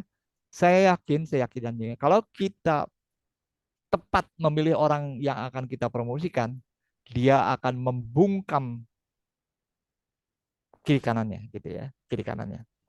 Ya pasti awalnya memang pasti ada kasak-kusuk ya, yakin itu wajar. Saya juga gitu, kalau ketika teman saya naik duluan, saya juga pasti akan membicarakannya gitu. Tetapi nggak lama kemudian, oh emang pantas dia nomor satu. Memang pantas dia naik duluan karena dia tanggung jawabnya lebih besar. Dia memang layak untuk mengemban eh, jabatan yang lebih tinggi dan seterusnya dan seterusnya. Jadi once again, biarkan The Star ini membuktikan dirinya bahwa dirinya adalah orang yang mampu. Celakanya adalah kalau kita salah kan, kalau kita salah memilih orang yang dipromosikan, nah itu celakalah kita. Jadi sebelum kita mempromosikan seseorang, jadi kita betul-betul harus mengakses ini orang memang layak untuk dipromosikan. Jangan sampai salah. Karena kalau salah, kasihan dia, kasihan kita, dan celakalah organisasi kita gitu. Jadi jangan sampai salah kita kita merekomendasikan orang kan. Jangan sampai salah kita mempromosikan orang. Karena dampaknya kasihan orang itu, celaka di kita karena muka kita kan sebagai atasan salah milih orang, kita kacau dan organisasi kita bisa kacau gitu. Itu aja sih. Back to you Kak Joanna. Oke, thank you Pak Nanang. Semoga Sama-sama. jawaban Pak Nanang bisa membantu ya Mas Roza. Amin. Hmm. Mungkin aku mau remind sedikitnya tadi Pak Nanang kan sempat mention soal KPI. Nah mungkin bos Nah, bisa dilihat tuh KPI skornya seperti hmm. apa. Jadi ibaratkan ada yang protes gitu, kok dia bisa naik nih datanya loh anak Ya. ini perform. Oke, Hmm. Hmm. dari banyak nih Pak pertanyaannya, sebenarnya aku pilih-pilih dulu. Dari Muhammad Afriansyah.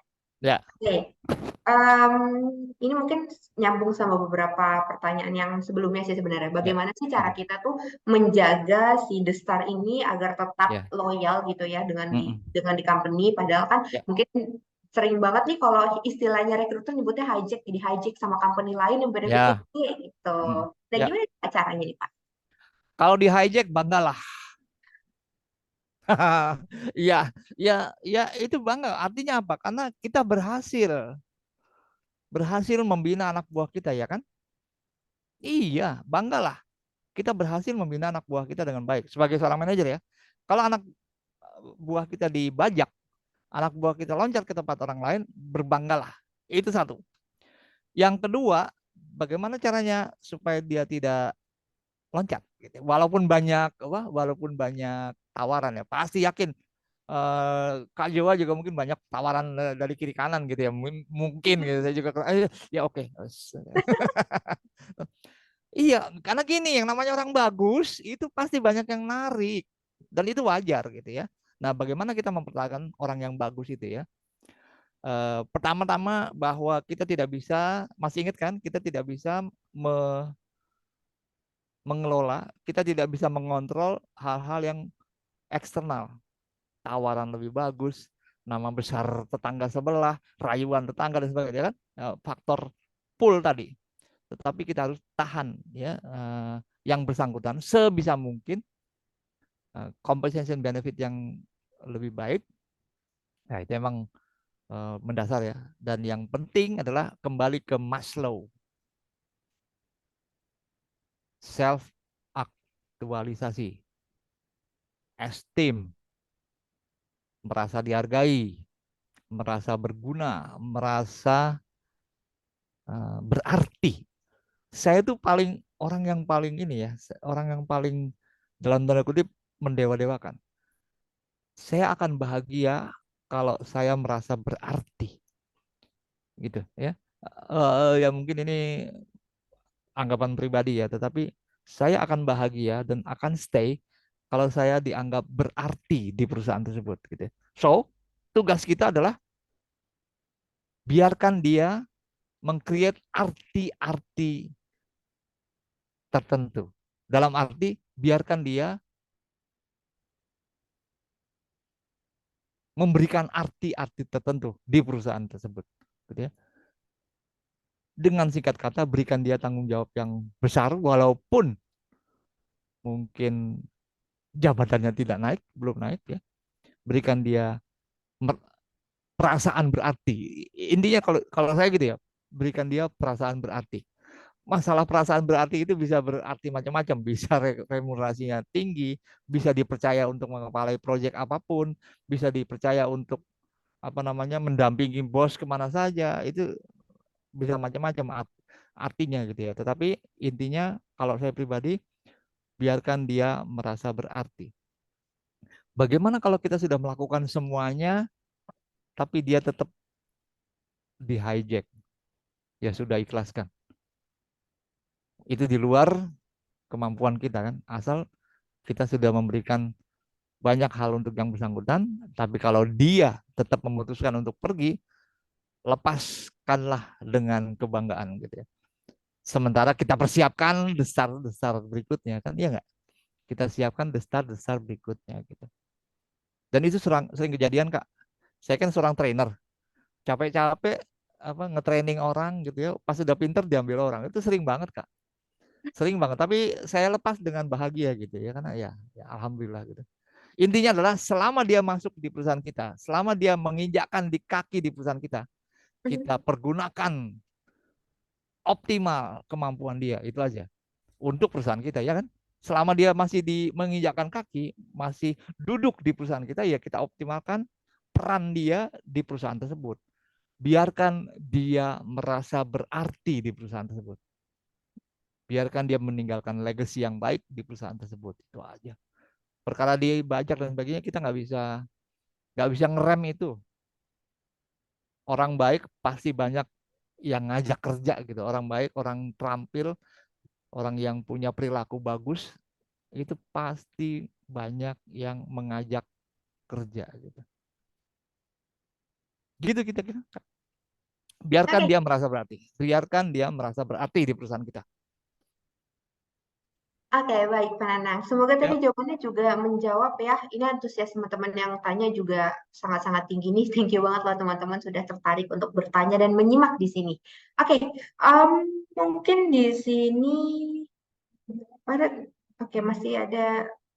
Aku coba satu dulu pertanyaan lagi ya Pak ya.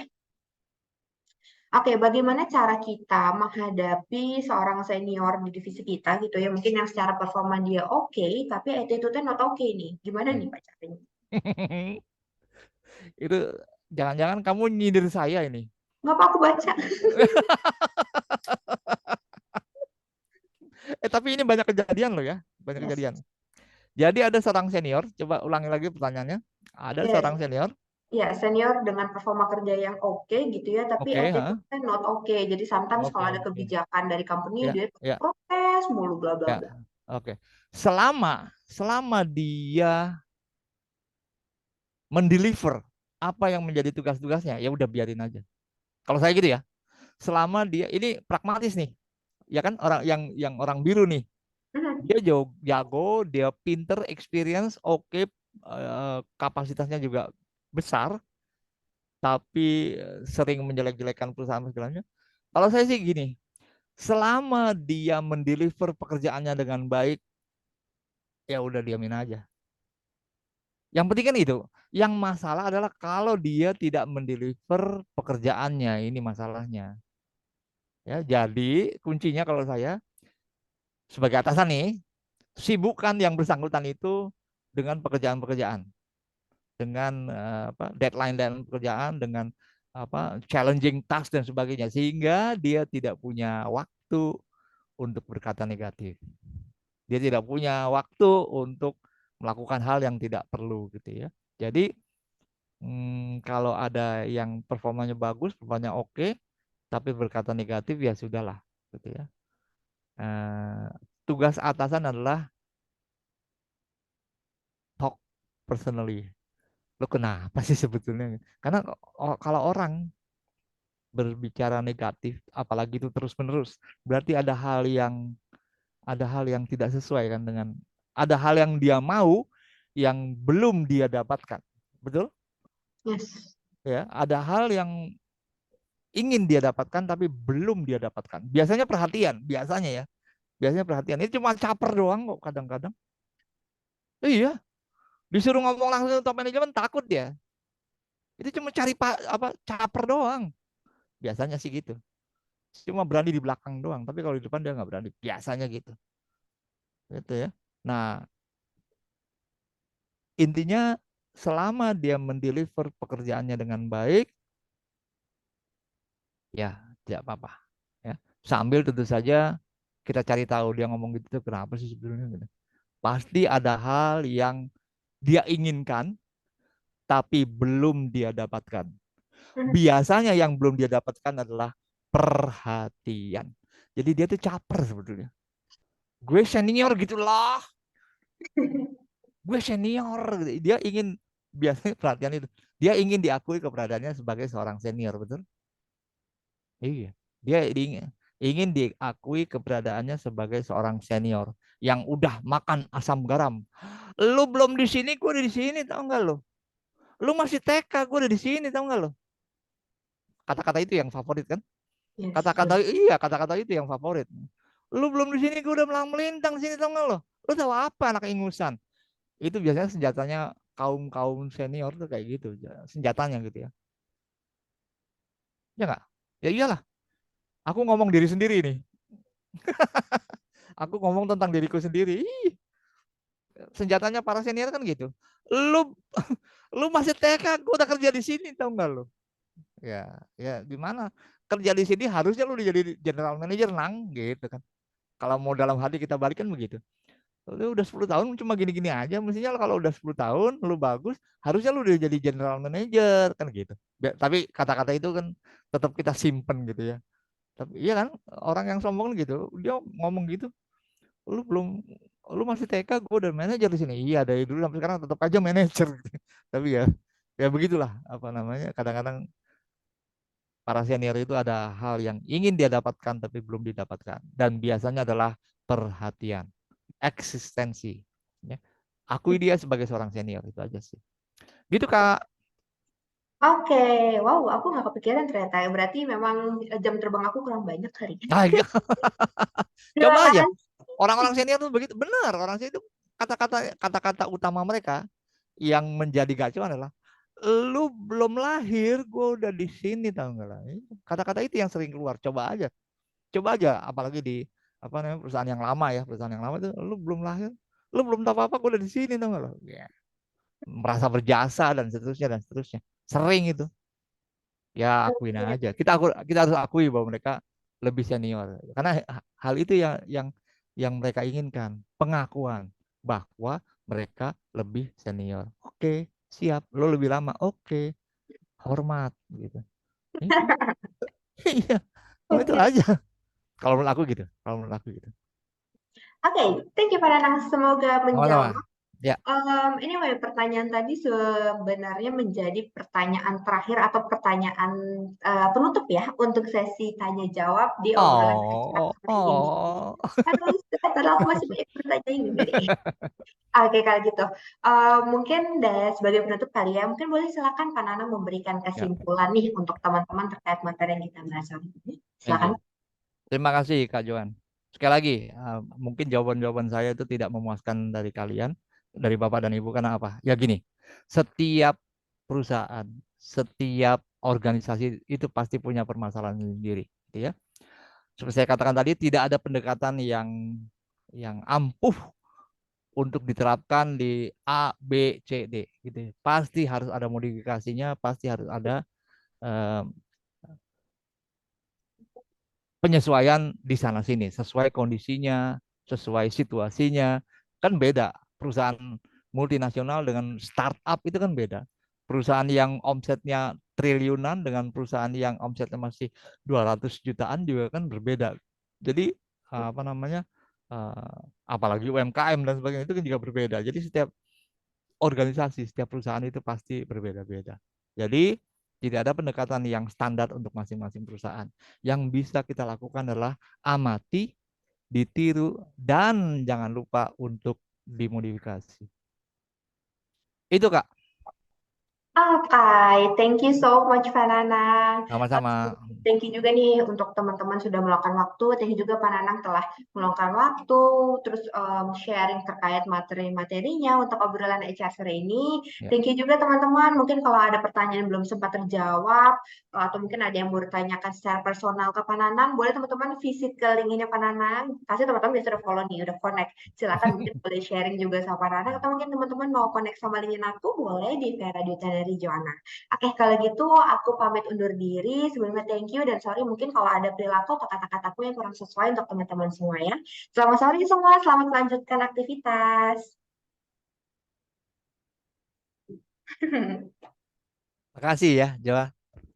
Makasih Sama-sama banyak. Pak Nanang. Thank you very much. Thank you very much Gaji Gesa. Terima kasih banyak teman-teman dan audiens semuanya yang saya hormati. Terima kasih banyak. Izin live ya, boleh?